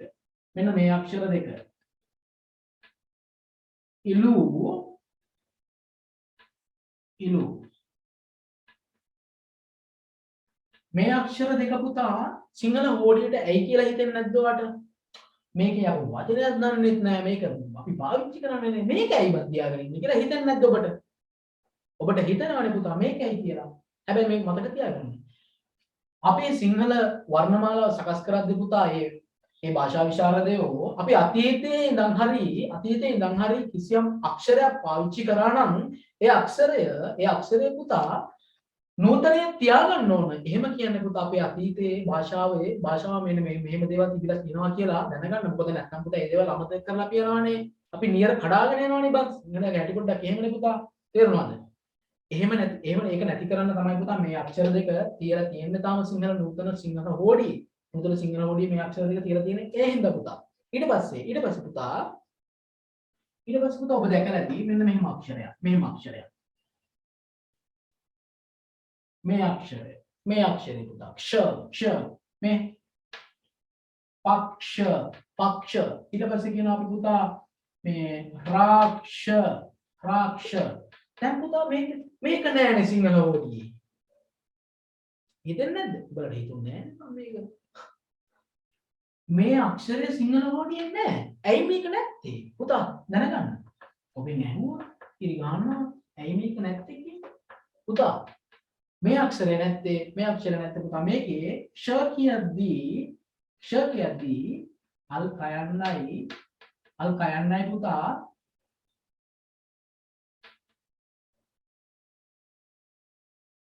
ෂයන්නයි. මේ අක්ෂර දෙක තියෙනවනේ. මේ අක්ෂර දෙක පුතා හෝඩියේ තියෙනවනේ වෙනම. මේ හෝඩියේ තියෙන හින්දා මෙහෙම අක්ෂර ඒ කියන්නේ අකුරු දෙකක් එකට තියෙනවා නම් පුතා මේ ඒ අක්ෂරේ ඕන නැහැ කියලා කියනවා. අනිත් එක පුතා මෙන්න මේක බලන්න මේක බලන්න හොඳට. ඤ අපි කියන්නේ පුතා මෙහෙම මඤ්ඤොක්කා මෙහෙම. දැන් මේකත් නැහැ හෝඩියේ පුතා. මේකත් එහෙම තමයි. මේකෙත් පුතා ඒ කියන්නේ සංයුක්ත ඒ කියන්නේ පුතා මේකේ තියෙනවා ස්වරාක්ෂරයකුත් තියෙනවා. ඒ කියන්නේ මේ අල් ජයන්නක් තියෙනවා මේකේ පුතා. මේක බිඳුවක් තියෙනවා. මෙහෙම සංයුක්ත අක්ෂර එකට තියෙනවා. එහෙනම් මේ අක්ෂර මේවා පුතා මේ හෝඩි මේකක් තියෙනවානේ. එහෙනම් මේක ඇයි? මේ ජයන්නක් තියෙනවා පුතා. බිඳුවක් තියෙනවා. අනුස්වාරයක් තියෙනවා. එහෙනම් මේක ඇයි කියලා. අන්න එහෙම තමයි පුතා මේකත් හෝඩියේ අන්තර්ගත කරලා නැත්තේ. මේකත් අන්තර්ගත කරලා නැත්තේ පුතා. ඊට පස්සේ ඔයාලා දැකලා ඇති මෙහෙම පුතා. මේකට අපි කියනවා පුතා අනුස්වාරය. මේකට අපි කියනවා පුතා විසර්ගය. මම මෙහෙම කියාගෙන යද්දී ඔබට නෝට් එක හම්බුනා පුතා. හොඳට පැහැදිලි වෙයි මේ මොකද්ද කියලා. හොඳට පැහැදිලි වෙයි.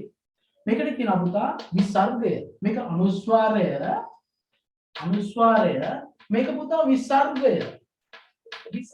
එතකොට මේ අක්ෂර දෙක මේ අනුස්වාරයයි විසර්ගයයි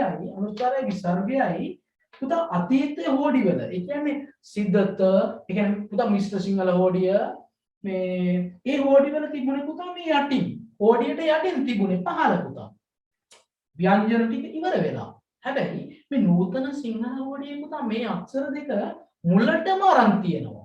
ඒ කිව්වේ ස්වර ටික ඉවර වෙනවනේ දැන්. ස්වර ටික ඉවර වෙනවත් එක්කම තියෙන පුතා අනුස්වාරය නමට විසර්ගය. මේ දෙක එක ළඟට.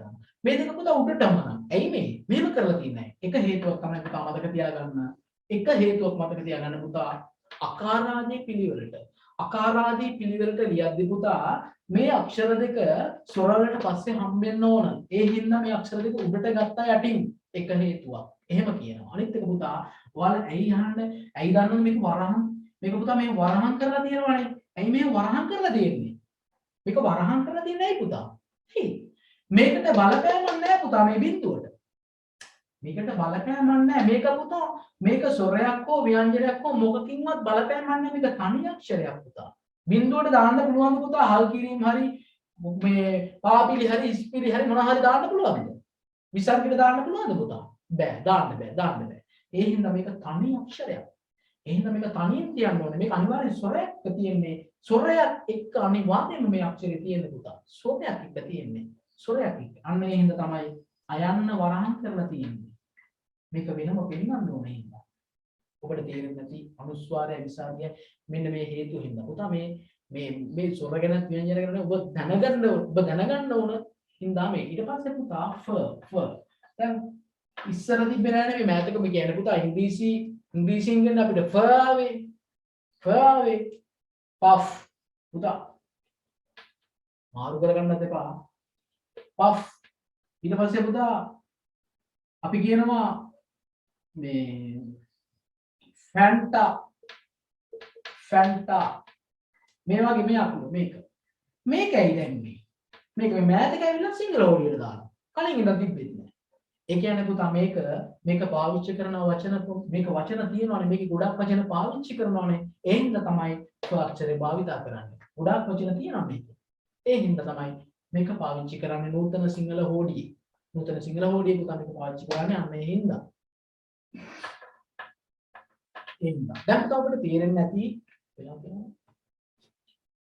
දැන් පුතා ඔබට තේරෙන්නේ නැති මේ වර්ණමාලා නූතන සිංහල අක්ෂරමාලාවේ නූතන සිංහල වර්ණමාලාවේ තියෙන සුවිශේෂී දේවල් සුවිශේෂීත්වයක් තියෙනවා පුතා ඊට පස්සේ කියනවා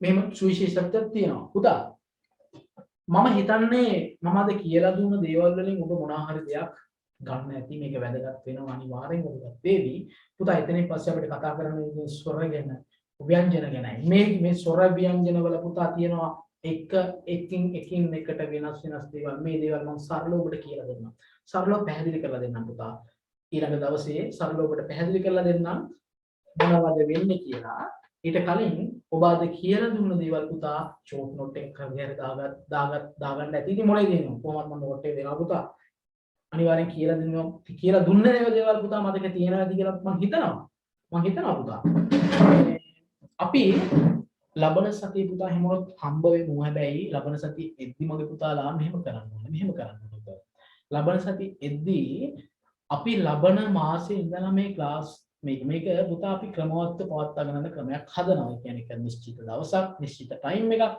ඊට පස්සේ පුතා මේ ඔබට දැනුවත් කරන්න ගොඩක් දේවල් ටිකක් තියෙනවා. ඒ දේවල් අපි ගෲප් එකේ දැනුවත් කරන්න. මම කියන්නේ ඔබට අද තීරණයක් ගන්න පුළුවන් වෙන්නේ නැති මේ ක්ලාස් එකේ දිගටම මම ඉන්නවද?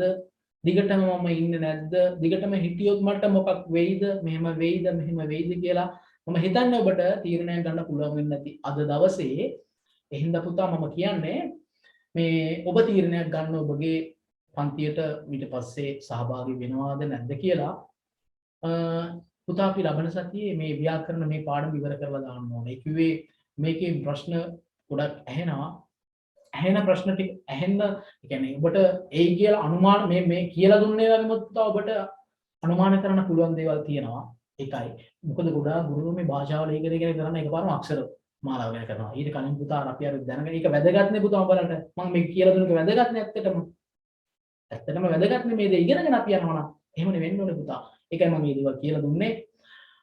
කවිය ගැනත් පුතා අපි ඊට පස්සේ අපිට කවිය ගැන කතා කරන්න ඕන පුතා. මෙහෙම එකක් තියෙනවා. ඔබගේ විචාර ප්‍රශ්නෙට පුතා විචාර ප්‍රශ්නෙට සමහරවිට එන්න බැරි නෑ. එන්න පුළුවන් කියලා හිතෙනවා. මොකක්ද නේද? මේ යුග වලින් ප්‍රශ්න එන්න පුළුවන් පුතා. නූතන යුගයේ කවි මේ කියන්නේ නිසඳස් කවීන් ගැන ඊට පස්සේ පුතා මේ පළමු කොළඹ යුගයේ පළමු කවි පන්ති දෙවෙනි කවි පන්තිය නිසඳස් යුගයේ පළමු කවි පන්ති දෙවෙනි හෙළහවුල මේකෙන් ප්‍රශ්නයක් එන්න පුළුවන් පුතා. ඒ ටික මම පැහැදිලි කරලා දෙන්නම් ඔබට ලබන සතිය පැහැදිලි කරලා දෙන්නම්. ඊට පස්සේ අපි මම පුතා ඔබ වෙනුවෙන් ඒ කිව්වේ මෙතන 23 ළමයි ඉන්න. යාලා මොකෝත් හිතන්න එපා. උඹලා අනිවාර්ය 23 ළමයෙක් ඉන්නවා නම් ඒක මොනවද හිතන්න එපා බං. ඒකට මේ විභාග ඒකට කිසි දෙයකට බය වෙන්න එපා. එච්චර. ඌට වැඩේ හරියනවා. ඌට වැඩේ කරන්න පුතා එක්සෑම් එක ලං වෙද්දි ඔබ පුතා පේපර් එක টොප් එකටම ලියන්න පුළුවන් ලෙවල් එකට හදනවා. ඒක ෂුවර්. ඒක ෂුවර් පුතා. දෙකක් නෑ ඒක ෂුවර්. හරිද? අලුත් මේ විභාගයට යන අය ඉන්නවද පුතා? අවුනේ බං ගැන හිතන්න ඇද්ද? මම පුතා එහෙනම් ටාගට් කරපු පද්‍ය පන්ති ටිකක් ඔබට ਵਿਚාරය කරනවා. ටාගට් කරපු ටිකක් ਵਿਚාරය කරනවා. ඒ ටිකට ඉන්න ඒ ටිකටත් සහභාගී වෙන්න ඊට පස්සේ දිකට අපි දැනුම් දෙන්න ඕන දේවල් පුතා ගෲප් එකට දැනුම් දෙන්නම්. එහෙනම් පුතා මම හිතනවා ඔයාලට මොනවා හරි දැනෙන්න කියලා. මම කැමතියි පුතා මැසේජ් එකකින් හරි කවුරුහරි කියනවනම් පාඩම තේරුණාද කියලා දුන්නා තේරුණාද කියලා පුතා.